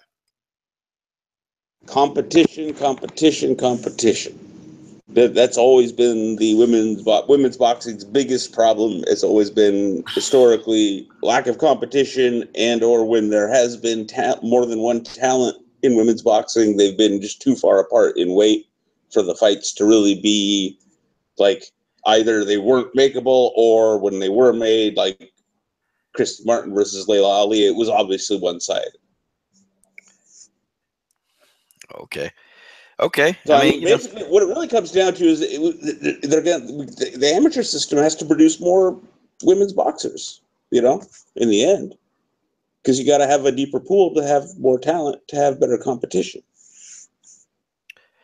Yeah, I don't know, man. So there you go. So there, if the point of the question is what can fans do about it, if they want to, change it, support. I would say support women's amateur boxing. Okay. Well, I guess that answers. I guess that I'm trying to get. Coach? I'm trying. I'm trying to find Santee. Santee maybe has disappeared. His phone might have died. I don't know. Let me see. Hold on, guys. And while y'all think, man, go subscribe to Santee Walden, man. Okay. Go subscribe to Santee Walden. Go subscribe to Pete Long, guys. Go subscribe. Santee Walden, I'm telling you, man, I'm gonna try to get him on every chance I get, man. This guy, he's a man, he's a monster. But guys, we get back into this. So Mr. Doc pretty much answered it, and I'll answer it too. I think women's MMA, I think women's boxing, they're gonna have to do a couple of things. Now, one of my responses is not gonna be very popular, but it's gonna be the truth. First of all, women's MMA, they utilize sex. Okay, they do. They utilize sex, and they do it to a point to where the casual fan is going to watch, because I'll say half of the women, they're attractive. I don't know. They small for me. I don't really go for those little thin types, but I'm a fan of the pugilism, so I don't look at it because the women are attractive. I look at it because I actually like fights. But see, to the casual fan and the male 19 to 35, they're looking for eye candy. And I'm just being real. I'm being real. Okay? I'm being completely real. It's guys, it's the truth. And I even look at research online, and you go to comment sections. What are guys talking about? They're talking about how the fighters look, whether they think the fighters are ugly, whether they think the fighters are attractive. They're looking at what the fighters look like. So the UFC, they've managed to tap into where MMA Invicta, the UFC, you got Cage Warriors, all of them. Okay, you got Ryzen, you got One Championships. They tap into that market of sexuality, and so they sell it. They'll even make posters and billboards and do promos where you got the women being very provocative. So I mean, it just is, it just is. And so, like you'll get, like I'm gonna tell you a boxer who got a lot of attention, Hannah Gabriels. Hannah Gabriels is gorgeous, but she can fight. That's the thing too. They got to look well, but they got to be able to fight. Because no casual fan, they can go look at eye candy, and I'm just being honest. They can go to a porn site to look at eye candy. They can do that. But the casual male, they're really intrigued by beautiful women who can fight. So that's got to be the kicker, okay? That's got to be the kicker. The women, they have to be attractive, but they have to be able to fight. If those two things are not consistent, then they can't sell the whole sex appeal thing. They can't do it. And the UFC, they've done it. Dana and Sean, and they've just been a mastermind at doing it. And that's how they've managed to get this thing to flourish. Now, in the long haul for the future, if they keep getting these Barbie dolls in there that can't fight, that just look good, then the women's end of MMA is going to go down the drain. So they have to search long and hard, okay? Long and hard to actually find people who they're appealing, but they can fight. That's where they make the money. And like Holly Holm, I don't know, like facial wise, is she the most attractive? No, but her physique, and the casual male, they love the physique. So guess what? They're gonna pay large amounts of money. They're gonna pay large amounts of money to see Holly Holm, whether good or bad. They're gonna watch Holly Holm. Okay, that's just how it is. They paid for Ronda Rousey. How Dana White made Ronda Rousey into a sex object, that man created magic. I don't know. but he was able to do it. The casual male fan from 19 to 35, they love Ronda Rousey. So guess what? He turned into a star. And the fact that she was winning too decisively, that played into a role. So women's boxing, they're going to have to get a star that's even, you only got to be halfway attractive. You don't have to be like drop dead, just halfway attractive, and you can fight. And then they're going to try to push the sexuality. Like, I'll tell you what, I'm going to give you an example, okay? Look at Fishnets, okay? Fishnets, he's got a Hispanic fighter, and I forgot her name. He's got a Hispanic fighter, and she's I forgot her name. Man, her name at the tip of my tongue. Well, I can't remember her name. But when she goes into the weigh-ins, she'll wear always a red bikini, very like scandalous. But guess what? She's on the undercard full of all his male fighters, so they're using her sexuality. And the girl is still brand new. What's her name? Carmen something. She's brand new. And then guess what? People are watching this girl fight. Why? Because that's what they want to see. Males, they want to see that. And your average boxing fan is not women, it's men. And people, you have to really understand that whole process, okay? You have to understand that. You just have to. If you don't understand that, then women's MMA and women's boxing will thrive if boxing promoters get that. I got Santee Walden on the line, y'all. Okay, we're talking. We hit it from every end, Coach. We got it from the amateur end, and we got it from the pro end. I think we covered that question pretty well. Hold on, hey guys. Santee Walden is on the line right now. The trolls have sucked him into a black hole, and we are pulling him out of the black hole. I got Santee Walden live on my phone line. All right, and Santee Walden said he was getting back in this conversation, and God dog it, he did. Yes, indeed. Let me tell you guys something, man. I support Coach and the LDBC over anything. So if you motherfucking dickies is over here disrespecting, excuse me, if you confuse people are disrespecting Coach Aaron Harrison. Let me tell you something. I'm riding with Coach first. Before anything I said, I'm riding with Coach first. I'm a Terrence Bud Crawford fan. I'm an Errol Bud. I'm an Errol Spence Truth Spence fan. Excuse me. But through everything, I'm riding with Coach first. That's first and foremost. Ain't nothing gonna be broken on those lines ever. All right. And I will never disrespect Coach. I will never make a diss video on my channel. And I will always keep it 100 with that man because he has my phone number. And he's a real dude. Okay? So for all you cats coming in here trolling, dismiss yourself.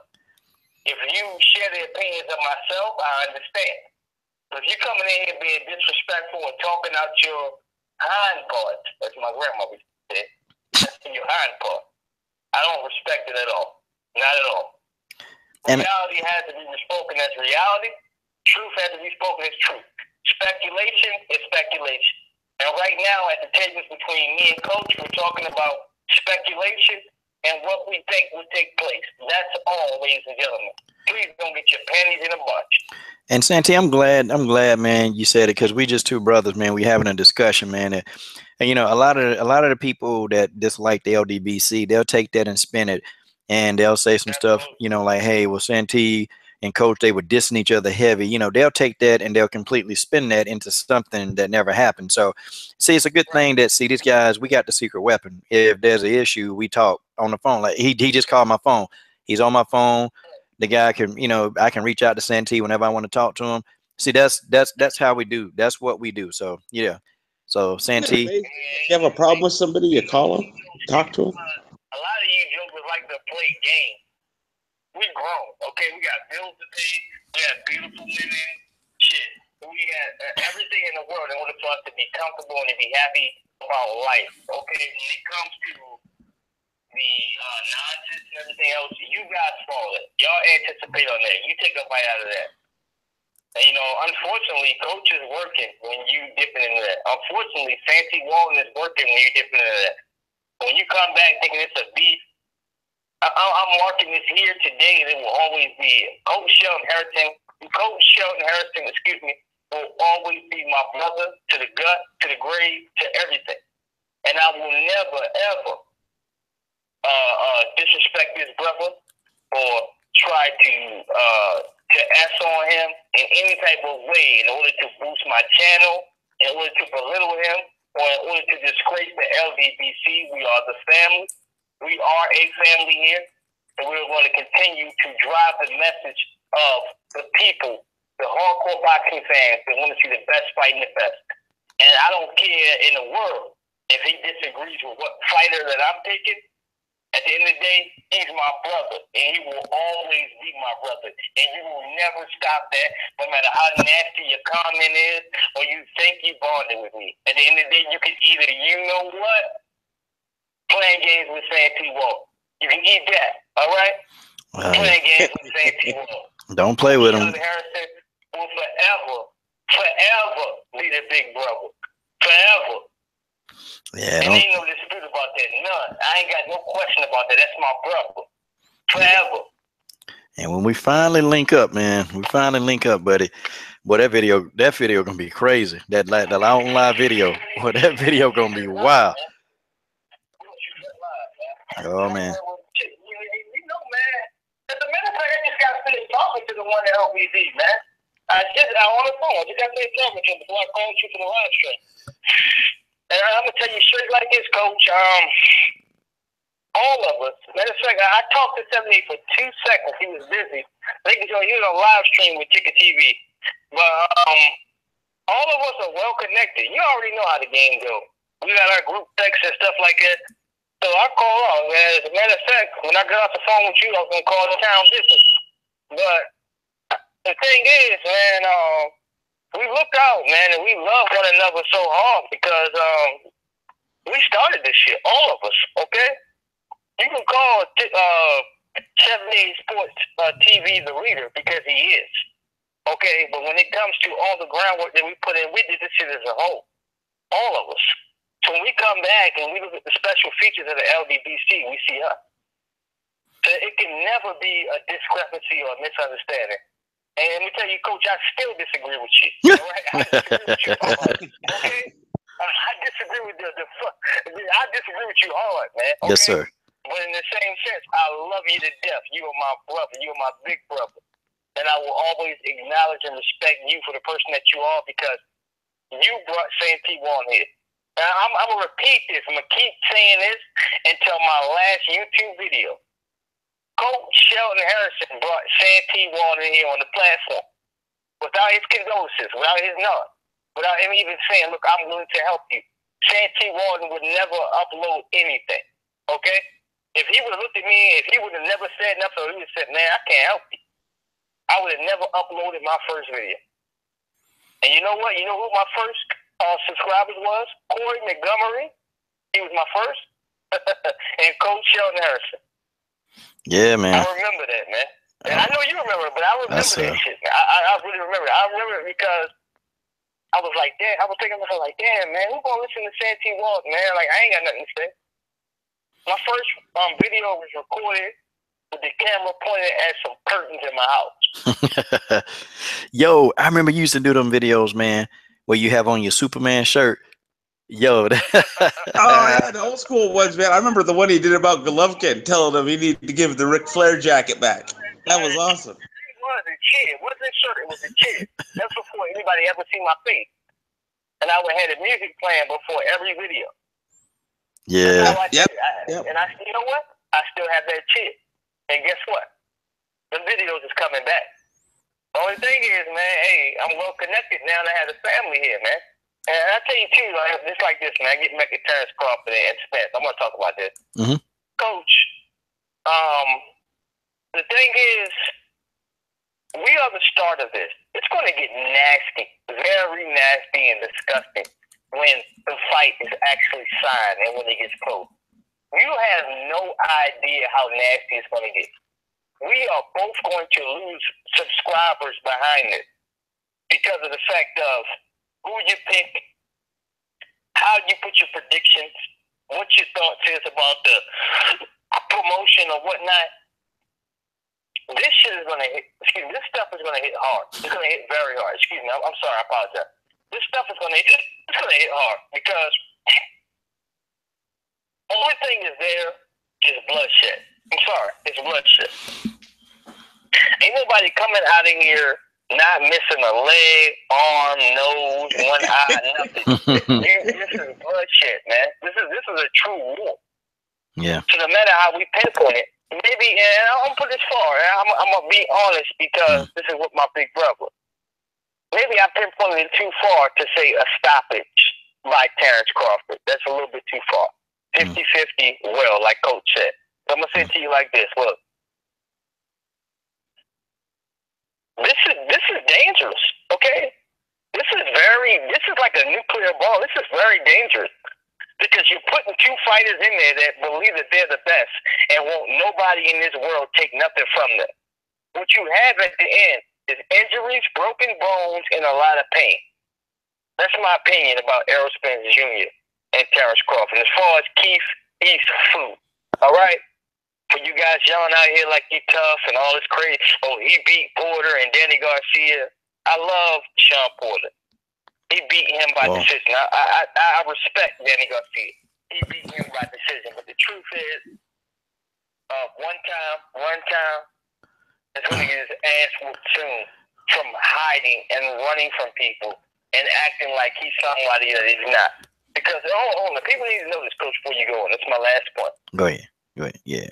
He don't have no fans like that, though. He don't. There's not a lot of Keith Thurman fans. There's one guy on the internet with a partially successful channel, and I tilt my head to them. I say, respect to you. Keep grinding, my brother. You've always been grinding. Keep doing what you're doing. But for the other folks out here, let's accept me as a Keith Thurman fan. Respect to him, big brother. But the truth of the matter is, people have to be calling your name out and really shouting you out, recognizing you for everything that you're doing across country and everything else. And people weren't talking about him when he went out there to go get married, other than he went to get married. Okay? Keith Thurman doesn't have a heavy base. And even for that cool logic that he had, talking about no comment when it comes to the NFL. He makes himself look bad, and he hurts the fans that support him already, trying to back him because they're black and they feel like he falls the responsibilities of being a black man. That's my point right there, Coach. Go ahead, Rattle. Yes, sir. Yes, sir. I was disappointed in Keith Thurman, man. I was disappointed when he said that. I was real disappointed, man. I'm just like, man, forget it. You know, if you lose, he lose. You know, and that's really much my simple spin on. I'm doing a Mr. Doc. You know, I'm just putting a simple spin on it. And yeah, I was disappointed, man. Real disappointed. But you know, and when the fight happened, it's gonna be a good fight. I think Spence will be able to take this guy. I think Spence gonna put him down. Same here, family. Yeah. Same here. I see it. I can see it. You know why? Because as us of hardcore boxing fans, we can already see that Keith Thurman is tailor-made for Errol Spence Jr. because he has a body problem. But then when you spoke about Terrence Crawford, like with his body issue, Keith one-time Thurman has it worse than Terrence Crawford. A lot worse. Sure does. So that fight is done. It's ate up in the potato chip, the Ruffles bag already. You know, already ate that already. The bag is empty. So, like, we done. Like, that's why I ain't even really trying to reach to it. I know it might be a few cats that come back and, oh, what you talking about, man? Keith Thurman is this and he's that. We respect Keith Thurman for the accomplishments that he has been able to make and what he's been able to do throughout his career, but I will not shine a flashy light over here for nonsense to support the campaign of somebody not trying to fight the big pack of welterweights that are waiting, that are true contenders and champions. Absolutely, man. I agree 1,000%, man. I agree, man. I agree, man. I got one real quick one before we go wherever. Oh, go ahead, Santi. For you, right now, 2018, you are hypothetically speaking, we here already. Mm-hmm. Who's your guy at 147? Who wins? Who dominates all the belts? Or close to? Who's the guy that is the most feared at 147 at the end of 2008? Your opinion. I think. Crawford. I think it's Spence. I think Spence could be the guy. And it's going to be a toss-up, man. Him and Crawford, they're going to have a showdown. Yeah, I agree. I was about to say the same thing.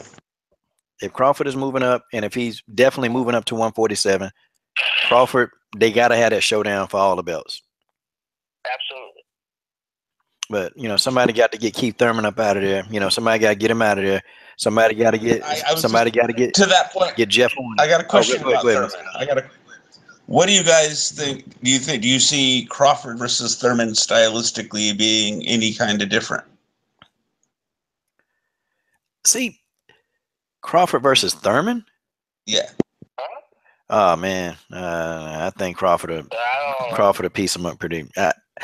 Honestly, I think Crawford probably might not. I think he'll have an easier time with Keith Thurman. I think he'll have an easier time. And I know the Keith Thurman fans will hate that.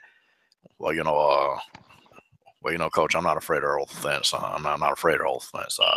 You know, I'll fit it there. You know, I'll fight Earl Spence. But you better, but you better not duck me, son. You better not duck me, son. Okay. What do you think, Santi?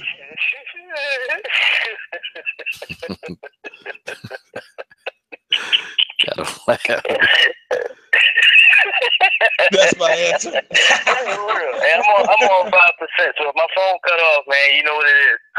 But hey, anyway, the coach, man. Hey, look, on some real, on completely some real. Everything he said is 100%. Because you went from "you better not duck me, son." Shout out to Word to God, man. Support them, BNB Sports Talk, H Money as well. But like, what did God put? Because I do watch his videos. You went from "you better not duck me, son" to we might let this fight build. You know, I'm the number one guy. You know, everybody's hunting for me. That's coward talk, okay? Practice what you preach. Stand by the guy that you said you was. When you lie to people, when you're dishonest, that lets folks know that you never had it in your heart to begin with. You only wanted that paycheck and a couple belts. Not all of them, just a couple. A couple is two. So also to narrow it down to the confused, retarded people. But I'm gonna tell you like this. Look, no. Absolutely fucking not. Nothing not. Excuse me. Absolutely nothing not. Because the way that I see it is this: if Terrence Crawford gets to Keith Thurman before he gets to Spence, this is going to be one of the worst beatings you ever seen from a world champion from Terrence Crawford. Keith Thurman is losing his confidence as we speak right here at the table because he's afraid of the body attack from Spence, which he knows coming. And if he see Terrence Crawford before that, oh my Lord. Cash your ballots, baby. Cash your ballots. Well, okay, man. You know, that sums it on up, man. You gotta wrap that off. So, Mr. Doc, I'm gonna let you respond, and then you know, I got some of my MMA fans, but they've been patiently waiting, man. So I gotta get them involved. But Mr. Doc, man, so what kind of response you got for us, man? Oh no, I'm pretty much good, man. I agree with Sandy. I don't know. I can't say. I agree. I think I agree. If I had to lay coin, part of me is tempted to say there might be, you know, a little bit more difficulty with Thurman, but it's neither here nor there. The up and all of it is, like you said, like Sandy asked, it's either going to be Spence or Crawford at 147, and I think we both agree on that, don't we, Coach? Yes, sir. Yes, sir. It's like 1A, 1B, you know, one of those kind of deals. Yes, sir. Okay. Well, there it is. There it is. The men have spoken. Okay, I got my brother Santee on the line. I got Mr. Doc here live. Okay, guys, got to get in the Cyborg home, boy, because some of these people, they waiting. You know, I guess they want this work. You know, they want to hear about it. I want to hear why it's not happening. How is Dana Whyte trying to explain this? Give us the story. Well, you know, see, here go the problem, man. And I keep telling, you know, people about this whole MMA deal, man, with this Holm Cyborg fight. Problem is, man, is that Holly Holm's side, now they're waiting on an offer because our coach said it. They're waiting on a good offer. Well, what's a good offer? I told y'all Holly Holm want in excess of over $500,000 to fight Cyborg. That's going to be plus pay-per-view buys. So you look at everything that Holm is going to make more than Cyborg, which is crazy because Cyborg is a champion. But, you know, it's not going to work out like that for Chris Cyborg. Like, Dana Whyte, they pay people based on who can put the butts in the seats. That's just how it is. And again, remember I was telling y'all how women's MMA, it evolves because they want to look at these sex objects. That's what they want to do. So who's going to have more people drawn to them? You know, a great fighter like Cyborg or a more appealing fighter in most people's eyes, such as a Holly Holm or Ronda Rousey. And it's going to be the later. So they're going to pay Holly more. But, you know, I think Chris will be satisfied with $300,000 to $400,000. But, you know, trying to pay her $150,000 when she made $200,000, you know, fighting somebody, you know, like fighting Tanya Evinger. See, that's not going to work. And Chris ain't trying to hit that. So, you know, Chris. Wait. UFC's only trying to pay her. They're not even trying to pay her this $200,000 for that fight. They trying to pay her less than what she made her last fight. Her last fight, she made $200,000. They trying to pay her less than that. So, you know, Chris not trying to hit it. I thought this, maybe it's changed, but I thought their contracts were worded or structured in such a way that there was like, I mean, there was room for negotiation, but there was like maximums and minimums that they could make for the most part. See, they can, you know, Chris Cyborg, she's got a little bit of wiggle room. And when I say a little bit of wiggle room, meaning that she can go in there and she can actually, you know, ask, you know, like, hey, I want the fight to be like this, which is what she did because she's a champion. You know, she's definitely going to put butts in seats in Brazil. So Chris Cyborg is going to do these things. But the problem is that, you know, they think that they can lowball Chris. That's what they think. They think that Chris can be lowballed. And they think Chris is really stupid. But, you know, really, Cyborg is not stupid, okay? She actually knows what the hell going on. It's just the fact that they're not trying to play ball. And Chris know that this fight can make a lot of money, okay? She knows this fight is huge. Holly Holm versus the indestructible force Chris Cyborg. That's going to be a pay-per-view headliner. People are going to flock to buy that fight. That fight will probably dang near 1 million pay-per-view buys. That's a success. That's a success, okay? They're going to do. Cyborg know all of this, man. So to pay this girl $150,000 or less than $200,000, that's criminal. And people saying, well, you know, Chris Cyborg is complaining, she doing this. But you know, why, if I'm a champion and I've been putting myself out there, okay, I've been doing all this to make somewhat peanuts. Because really, you know, okay, she can make 90 grand in a fight, but 90 grand in California, that don't do nothing for you, okay? Like you got to have more than that. Because 90 grand, you know, she makes in some fights, sometimes it's 75. And it also depends on how her contract is worded, you know.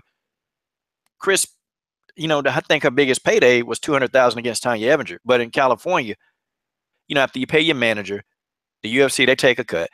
You know, okay, that 200,000 now becomes what, 120,000?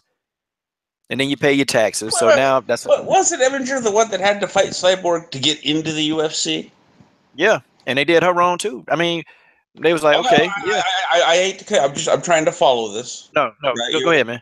So let me make sure I've got this understood correctly. Yeah.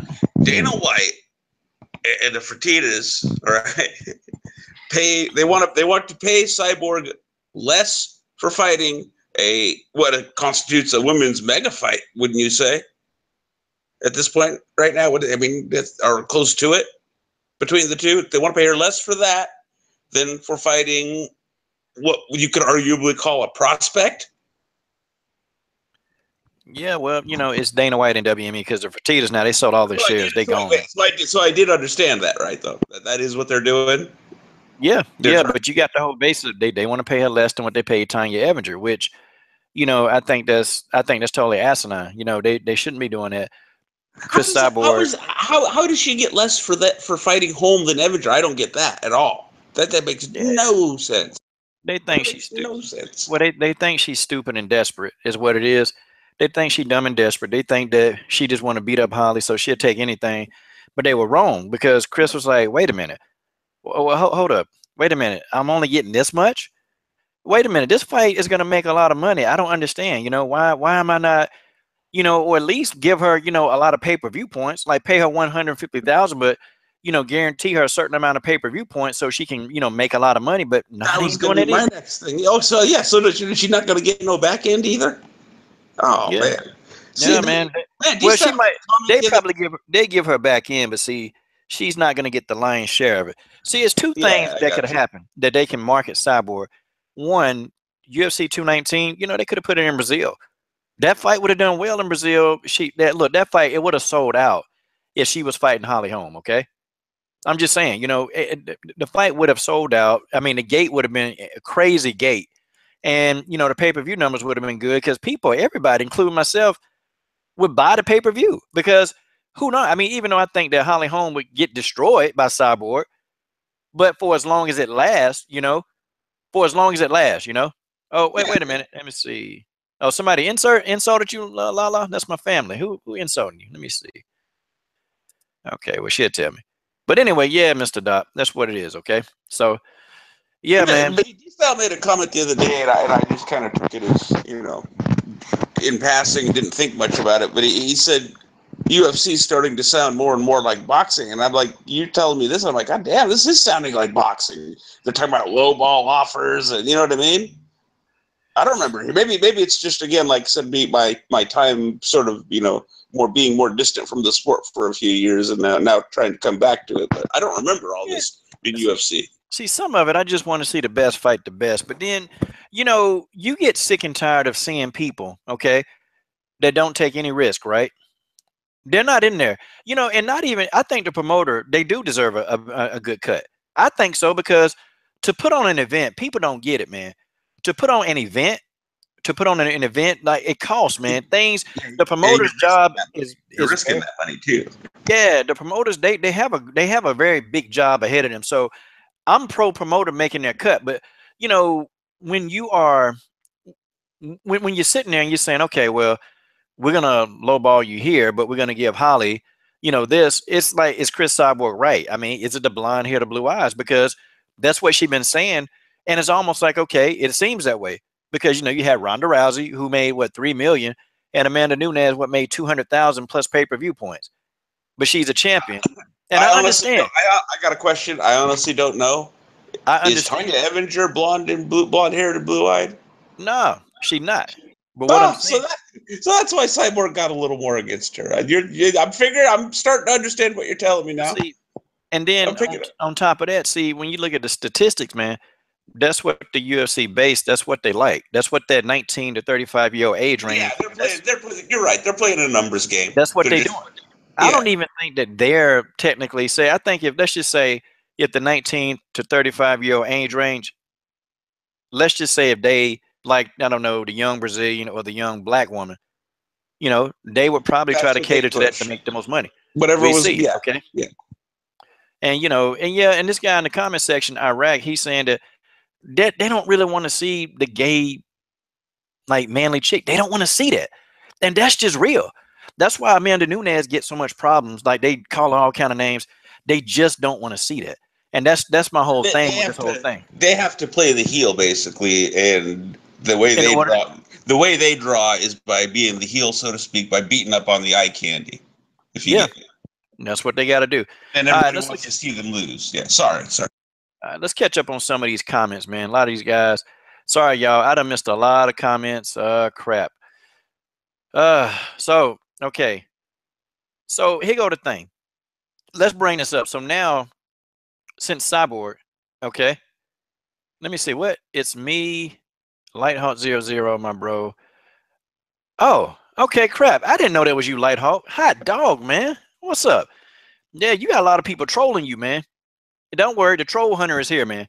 You let me know who's trolling you, and I'll find them. And I can tell you. I can send you a photograph of their house, man. Just let me know. Seriously, I'm trying to tell you. I know how to do this, man.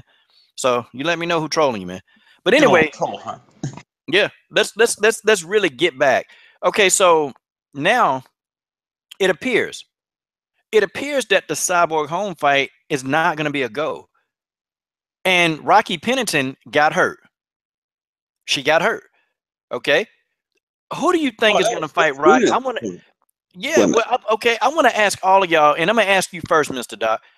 Who do you think that they're going to put in there versus Nunes? And I'm asking everybody in the comment section too. Can you give me a short list of names available? Let's see. Okay. I can give you the names available. They got Caitlin Vieira, Brazilian. They got Sarah McMahon. Okay. They got Liz Carmouche. They got Kat Zingano. Okay. Valentina Shevchenko is unavailable because she's going down to 125 to fight. So they're not going to give her another third rematch right away. You have well, they got Ronda Rousey still in the rankings, but Ronda will not be making a return. You also have some other people down below that. Let me see who else. You have a Jermaine Durandame, you know. So you still got some fights. Yeah, you got Alexis Davis. You got those individuals. And if I pull up the rankings, I'm doing this right off my heel, the back of my head. Yeah. I have a feeling it'll be one of the names you mentioned right before Kat Zingano. Okay. I'm gonna pull up the UFC rankings and let me put a screen on this, okay? And I think I got the screen how to do this thing now, because Blood is a master, but I think I know how to do it now. Let me put a screenshot up for y'all, and let's take a look at these rankings so we can further discuss this, okay? All right, screen share. That's what I do. Okay, I'm going to screen share, y'all. Okay, I think I got it. Hey, Mr. Doc, can you see it? The screen share? Mr. Doc. One sec. Let me switch over to the tab, and I'll tell you if it's popped up. I got to refresh the page. Hey, can you guys in the comment section see the screen share? Okay. Can y'all see me moving around? Just give me a how you gonna explain this? I mean, come on, just give me something. Can you guys see? Is your icon right now, bro? My icon? Nobody can. Let me see. Nobody can see it. Nope. I got screen share on and I see it. I see the screen share. Crap, man. Why does this never ever work for me? Like, what the heck, man? So you still can't see the screen share, Mr. Doc? You can't see it at all? Yeah, it's not popping. It's just showing you. It's all it's doing. It's done is it's got your icon permanently on there now. Okay. Now can you see it? Hang on, let me refresh. All right. Can you guys see the screen share in the comment section now? Because I got to show you all these rankings. Okay. Still no? I see it up on the screen now. Yeah, I see something moving around. Okay, they see it. Okay, so let's take a look at this. Here we go. Okay, let's take a look at these rankings, okay, so at number 1, you have Valentina Shevchenko. Shevchenko, she's already fought for the title twice. They're not going to give her an immediate rematch again, and she's moving down to 125, which is well, they only had a flyweight division listed yet, but she's moving down, okay? You got Juliana Pena. That's not going to happen. She's on maternity leave. She just got pregnant and had a baby. Rocky Pennington just broke her leg in a car accident. That's not going to happen. That was Ronda Rousey number 5. Like Ronda Rousey. And even if Ronda was available, they're not going to put Ronda Rousey back in there with Amanda Nunes because she got destroyed last time. They ain't going to do it. So here's what's left. You got Kat Zingano, okay? And let me show you this. No, I'm sorry. That's my fight thing. Hold on. God almighty. Okay, you got Kat Zingano, Sarah McMahon, Caitlin Vieira, Jermaine Durandame, and Alexis Davis. That rounds out the top 10. They're not going to give it to Marion Renaud. She's on the no-love list. They're not going to do that. You can forget about it. Liz Carmouche and Alexis Davis, they're going to fight. So I don't think it's going to be, you know what? It's one of these three. It's one of these three. And if I were to go for the money-wise, it'll be Kat Zingano. The reason why I think Kat Zingano may get the title shot is because she's already defeated Amanda Nunes one time before, so they can sell that fight. And, you know, they can talk about a lot of things with Kat. You know, that's right. She's talked a bunch of junk, hasn't she? Yeah, Kat Zingano been talking it up.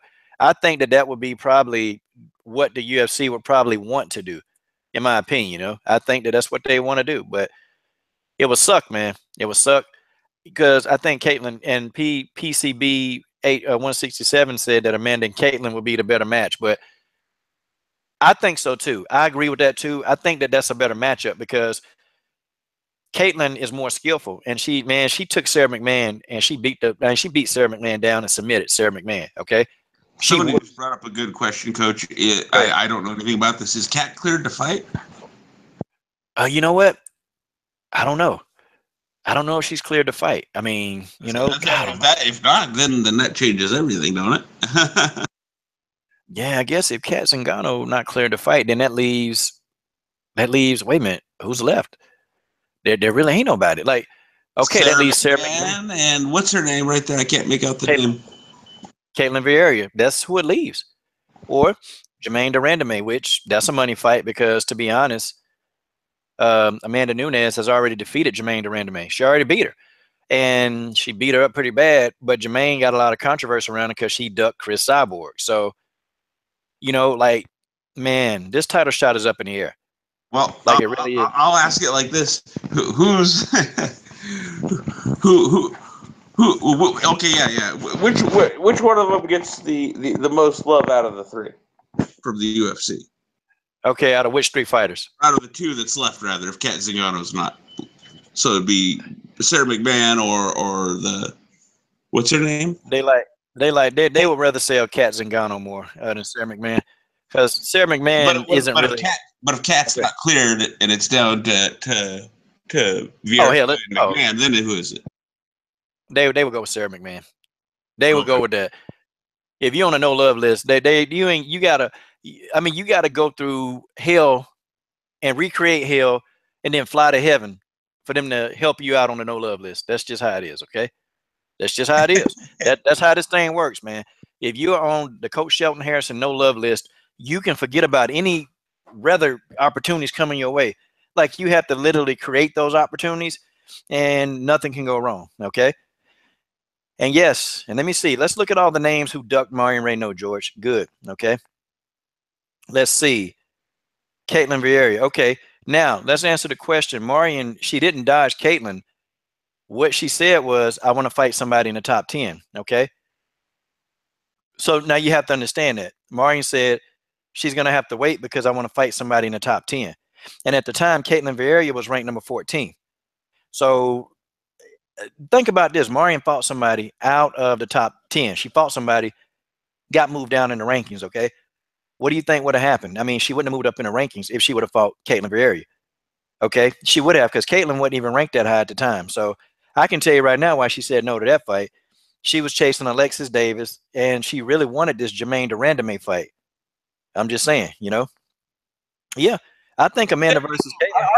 Aren't these the same rankings where we've seen, like, you showed us, like, a fighter wins, but somehow goes down in the rankings, and another fighter that's done nothing moves up ahead of him. Yeah, man.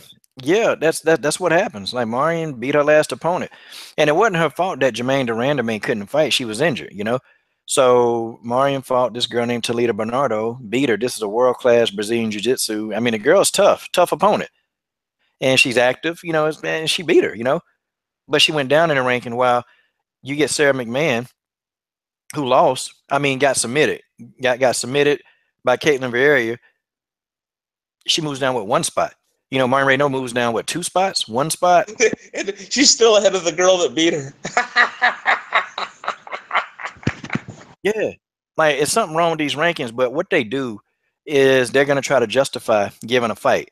Okay, so they're going to try to justify, well, look, she's in the ranking, so we're justifiable in giving that fight to y'all. And that's what it is. See, I don't understand, you know. Why is McMahon still above the woman who finished her? Because these people that vote on this crap, they're biased. They're biased as hell. And I've been saying this for a long time, man. I've been saying it for a long time.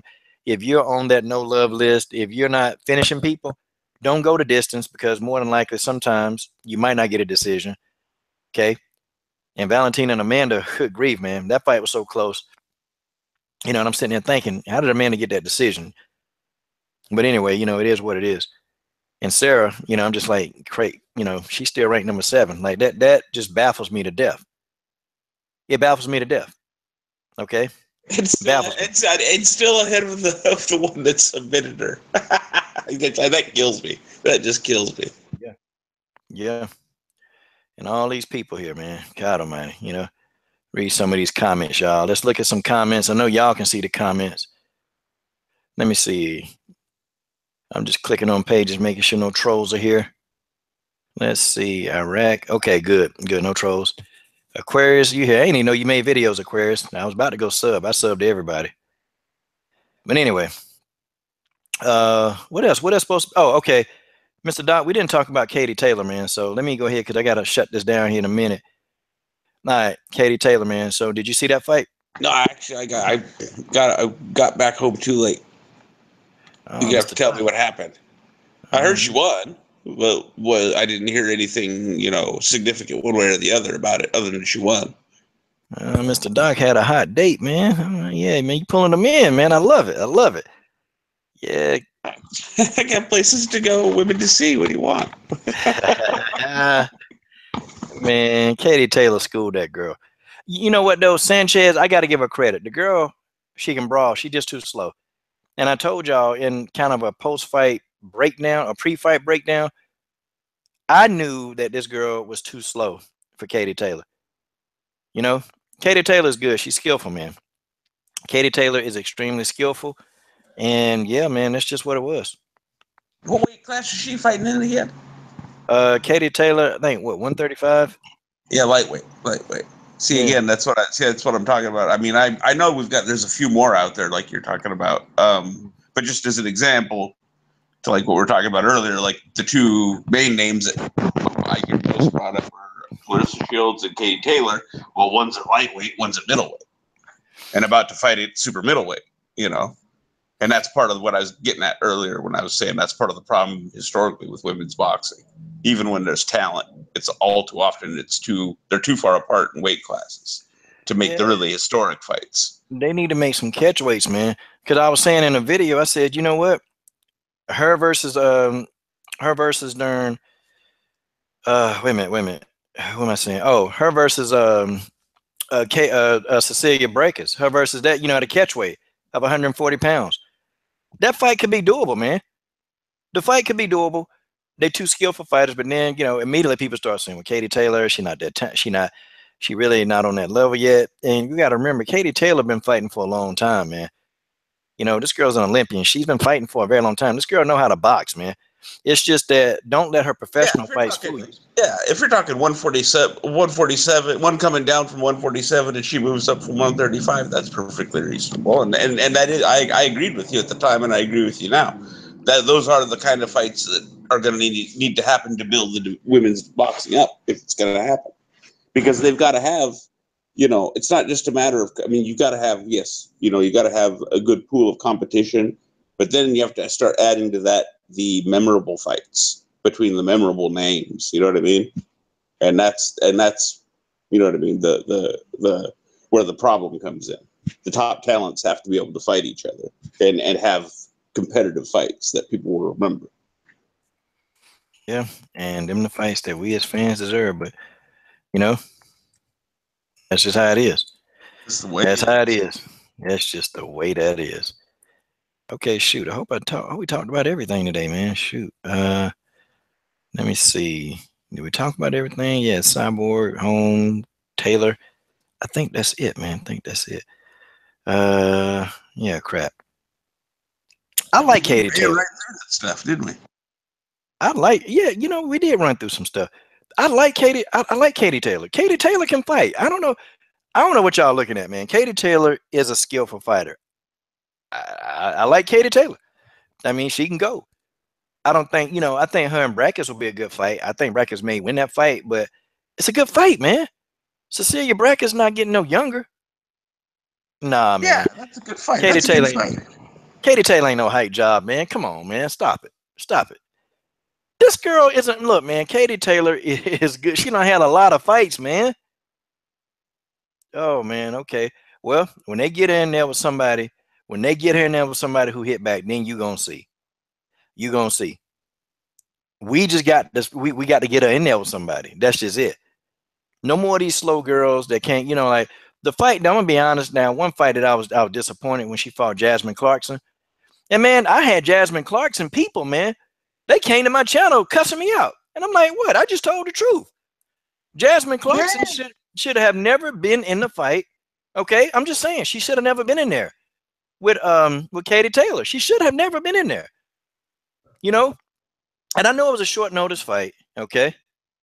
Oh, whoa. Hold on. Breaking news. Hold on. I got to find this. Okay. The coach got to verify. Hold on. Jay Prodigy has entered the chat and he has said that it's breaking news that Cyborg and Holm has just been announced for UFC 219. Hold on. I'm checking this right now. Okay. Hold on. I was just about to get off chat. Okay, hold on. He's trolling. You gotta be trolling. He's trolling. He just admitted it. He just admitted he trolling. Are you serious? I'm serious. Jay Prodigy, you're gonna be lucky if the coach don't block you. I'm just saying, man. Oh God, dog. Jay Prodigy got the coach. You got the coach, Jay Prodigy. You know what, Jay? Well, Jay, I will tell you right now, Jay. Oh God, Teddy Atlas on you now, Jay. You're done. It just gets me sick. Jay, you never did it right. Get your hands up. Jay. I'm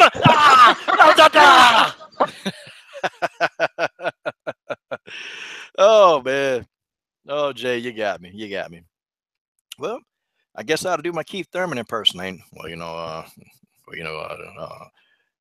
Jay Prodigy, I'm gonna tell you something right now, man. I'm gonna go in there and I'm gonna beat you like I beat Earl Spence. And I'm gonna tell you something. I'm gonna murk that boy.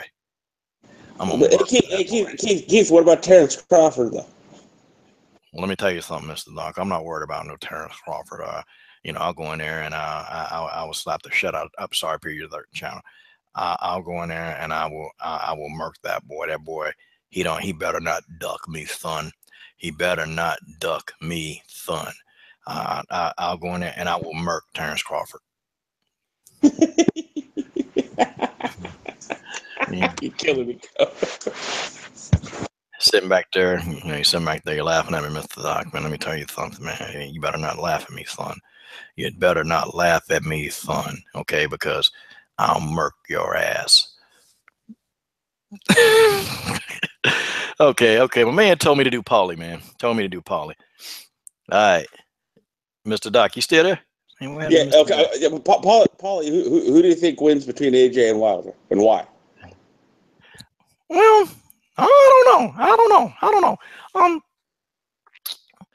I think AJ and Wilder be sitting there cutting these fucking backflips.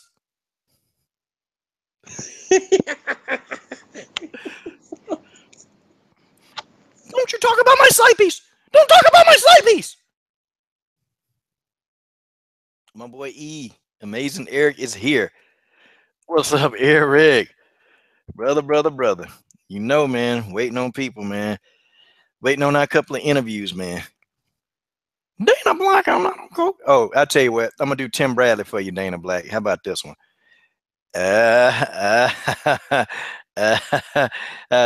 Hit that Dante's Bison Nation for me one time, Teddy. Hit that Dante's Bison Nation for me one time, Teddy. I still can't get over Leonard Ellerby next side. Well, I never caught on to that before. Him and Dana White. It is kind of uncanny, isn't it? Who? You talking about who? Because Dana Black, correct me if I'm wrong, Dana Black's avatar is Leonard Ellerby. Yeah. He's the black version of Dana White. That's what I'm saying. And I had never thought about it, but then I looked at the two of them side by side. I was like, oh, holy shit. It's almost uncanny, Coach. Oh, man. These guys, I'm trying to get out. These guys want me to do what? Cyborg? Oh, okay. I can do Cyborg. Hold on. Let me get Cyborg. I say, Holly, you want to fight? I kick your ass in the octagon. You want to fight? You want to fight? Holly, I tell you now. Sign the damn contract. I want to fight.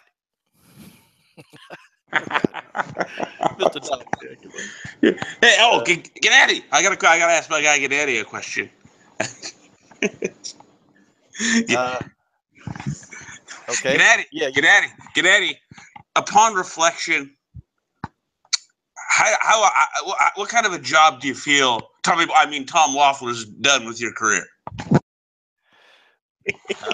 Mock.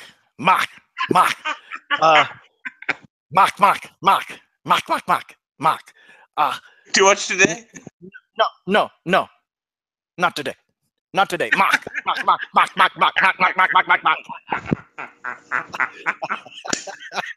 Tommy boy, how you gonna explain this? And Tommy boy, on a serious note, when Golovkin retires, I'm still gonna be talking about you and how much of a crappy promoter you are.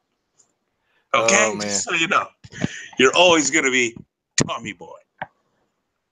I don't know about you, Coach, but I'm done. Yeah. Okay, hold on. So let's get some of these comments. Hold on. Let's see. Yeah. Oh, okay. Yeah. Tell the rankings. Yep. Yeah, we did. We talked about the rankings. We actually talked about that during the podcast. We talked about it. Okay, Dana. Yeah, well, go ahead and just, I don't know, send me an email, man, because, we don't, me and Eric, we'll definitely get on because we don't discriminate. We just talk. That's what we do. We talk to anybody. If they want to talk, we talk. We not, our show is for people that's in the fight game and they want to talk. Oh, man, my boy talking about do Manny Pacquiao. All right, Mr. Doc, you got to ask Manny Pacquiao. Okay, you got to ask Manny a question. Okay, I'll do Manny. Manny, what were you thinking losing to that bum whore?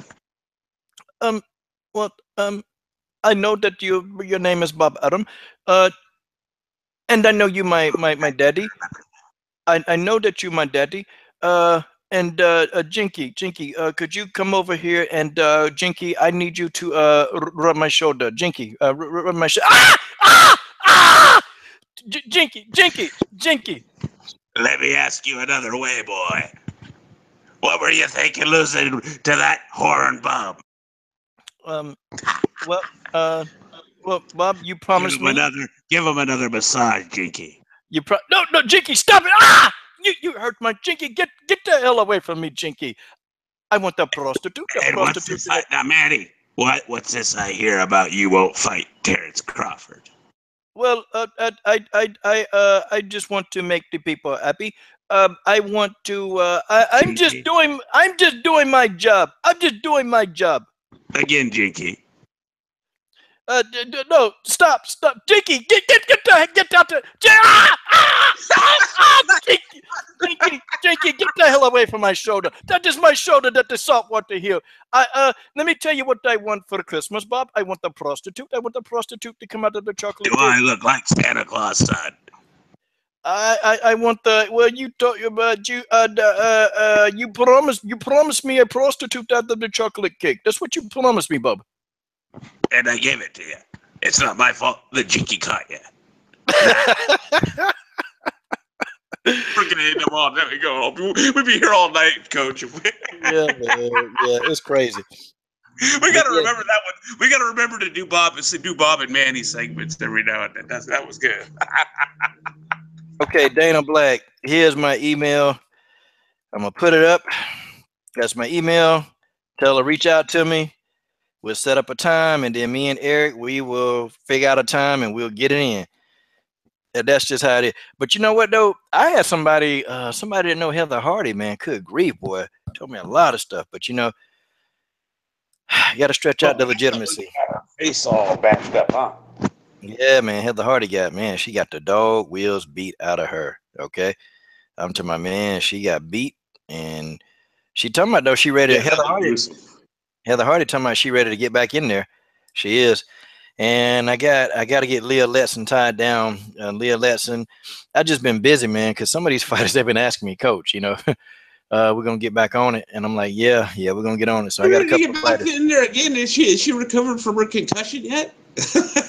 Yeah, I mean, but yeah, Hardy, yeah, man. Heather Hardy said she ready to come back. I'm like, God, dog, didn't you just get your PG-13 channel whooped? Like, she just got it, you know. She got her face like smashed over. It's terrible. Now we'll look at PCBH. Yeah, okay. So what we'll do, man, I'll announce it, and then we got to get me and Eric to talk about some of these topics, man. And it'll just be a straight women's MMA topic because I deviated and went to boxing because my boxing fans, they feeling a little bit neglected. So most of this podcast was boxing, and I had my brother Santee on and Mr. Doc. You know, they kind of really got a lot of the boxing going, and you know, had a nice little debate with Errol Spence Jr. So it was good. But yeah, the next podcast, I even try to get on tomorrow. You know, I'll see what Eric's doing tomorrow, and then hopefully Eric can come on too, and we can just talk about Rose versus Joanna because I ain't even made no videos about it really, and that's not like me. I really need to get on that fight. You know, I really need to be talking about it. Yeah, I have. Yes, I have. I made videos about Rose and Joanna. I did, but I just talked about that Rose had a chance, and boy, I had so many dislikes on that video. But ooh, boy. But you know what? You got to stand for what you believe in. Every time you mention Pavel or them two sisters or anybody are you associated with them, you can bank on the thumbs down. Yeah, man. I've noticed. That seems to be the pattern. Yeah, they don't like Pavel. They definitely don't like Pavel. They don't like anybody, boy. So yeah, they just don't like me. I think that's what it is. But you know what? Who cares? Nobody cares what they think. Who cares what Koala Bear? Who cares what Koala Bear man thinks? Yeah, you know what, man? It has been an increase in animal avatars, man. You know what? They're getting bigger by the day. Like, you know, and these animal avatars, they act just like the animals in they damn avatars. And I'm sitting here like, why are you upset? Oh, I'm sorry. It's the Hawaii. It's the hyena in you because you have an avatar that's a hyena. But then you got a guy that's always, you know, his comments are so like crazy, like they already deleted before they hit the screen, and it's like, Yama man, why are you so angry? What is it because that you spit and chew stuff all day long? I mean, what the hell are you angry for? Like, yeah, these animal avatars are crazy, man. Good Lord have mercy. Like I've told you before, man, those people's lives, they must be just tranquil because they apparently have just nothing, you know what I mean, in their real lives every day to get that, you know, negative energy out of their system. Yeah, man, them guys are miserable, man. But you know, it is what it is, man. You know, that or they're miserable completely. Yeah, one or the other. That's what I really meant. I was being sarcastic. Yeah, man. Yeah, but we'll talk about Rose and JJ. I made a video a while back though, and man, you know, I put some stuff in it. I don't think Rose gonna get murdered. I think Rose got a chance. I think Rose has a chance, and that's it. Don't tell him Pavel has a plan, Coach, or you're gonna get another thumbs down. That's okay, man. You know, I dealt with the worst and handled the best. You know, that's how it is. Yeah, Cyborg. Yeah, I talked about Cyborg and Holm. We're about to be out, but I talked about them and how the fight really isn't close to being made. You know, that's just how it is. The Cyborg Holm fight, it's not close. You know, they're stagnant on both sides. I think, you know, like Holly, now it's on them. You know, Cyborg is saying it's on them. Now they're saying it's on Cyborg. I mean, it's just a lot of back and forth. And to be honest with y'all, I'm getting completely irritated. The trash talking is good, you know, it's really good, but I'm getting irritated because they're doing a lot of trash talking, but then on the business end, nobody's getting the fight done. So I'm sitting here wondering, okay, it's going to be December soon. It's October. It's about to be November. They need to announce the fight before November, or the fight ain't happening, you know? So I'm not listening to Holly Holm anymore. I'm not listening to Chris Cyborg anymore. Until Dana White, when he bring his cue ball head around and he start coming out and he say the fight's announced, and that's when I believe that the fight's announced. I don't care what Cyborg say, hey, you know, the fight's on, we're going to get it. Nope. If Dana White or Sean Shelby do not say that fight's golden, I'm not listening. Okay, I'm done. I'm done. Okay, I'm done. They're getting a lot of free press on my channel. I'm giving them publicity. And Cyborg, you better be listening to this video because I'm taking death threats. Now we need to go on and set this interview up. And Coach ain't playing. Okay, Coach is not playing.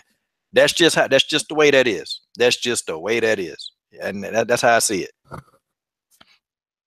Yeah, man, I want to see. I want to see the Wall of Destruction again. Man. I always enjoy that. Yeah, the Wall of Destruction. Let me see if I can try to bring that up. I don't know if I can bring it up right now on live stream. I'm getting better at it though. I actually got the screen to show this time, so I feel accomplished. But you know, the Wall of Destruction, boy, that thing is brutal. And Holly will be going. Yeah, UFC is trying to put construction on hold. It's like, come on, man. Holly Holm will be on that Wall of Destruction. And of course, Eric thinks Holly's going to win this fight anyway. Amazing Eric, he thinks that Holly's going to win the fight. And I tried to tell Eric the other day, I said, Eric, I don't know, man. And Eric said, Coach, man, you just stupid, man. Stop smoking. That's what Eric told me. I swear, this is not a lie. This is not a lie. It's true. Okay.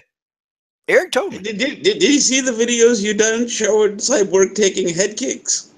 Yeah, man. You know, and Eric said, Coach, you stupid. Like the man called me stupid. And I'm sitting there, man.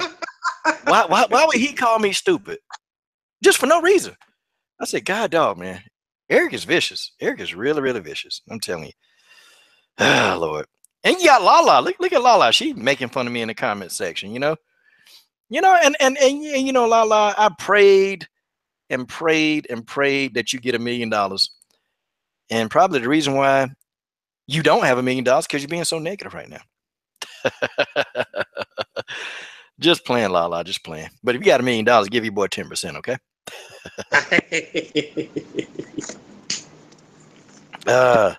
George, you know what? We gotta let Eric have his dream. I love Eric. That's my brother. Yeah, he can have his dream, and you know, or yeah, we just give him the Bob Arum, you know, let Bob Arum, you know, make a star out of him. Who knows? But you know, guys, it's yeah, Eric, I got this guy Jeff Horn. I'd like you to fight. It'll be no problem. I fought Jeff Horn, Bob Arum. I fought Jeff Horn, and I was cheated. I was cheated out of the fight, and you saw the fight, Bob. He needs another massage. Jinky. No, please don't touch me, Jinky. Don't touch me. I don't know what you got snot or booger on your hand, Jinky. Oh man, it's been fun. It's been fun with y'all. But yeah, much appreciated, man. Yeah, man. On behalf of Mr. Doc, go subscribe to the channel, Mr. Doc. And I'm gonna keep urging this guy to go ahead and put out some of his content, which you know, it's just how it is. But I think he'll do it because I got a way of getting people to just No, I was just going along the background. Sorry if that was too loud. Go ahead, man. Go. Yeah. I was playing this out, you know. No, yeah. Let's hit it again.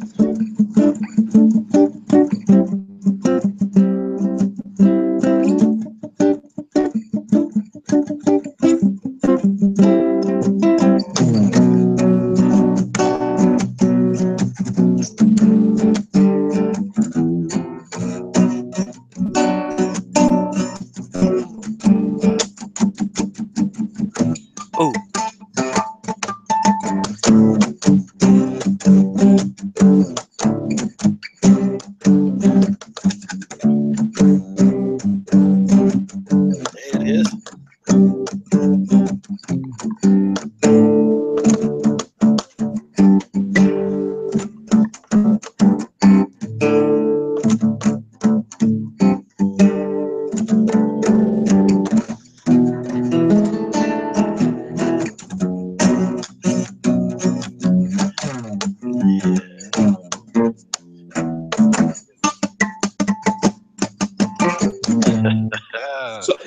Hey, What? man. Hey, Mr. Doc. Man, you know what? I think we ought to send them What off up? with something, man. I ought to rap, man. You ought to make a background beat real quick, and I ought to just rap my theme song to it, man. Yeah. Okay. What kind of beat you need, man? Okay, got it. You can try to get to it. Keep going. Yeah. How are they going to explain this? You just contain upon your blame. You just can take the plain fact. This is the LCD. You can't tell us how to act. And if you hate the content, then take a step back. Why watch the video? How you gonna explain that? How you gonna explain that? How you gonna explain that? Coach Shelton Harrison, there never been no comparison. You're live on the show. Sit back and have a listen. All right, man. Love it, y'all. Love it. Peace, everybody. Peace. Peace.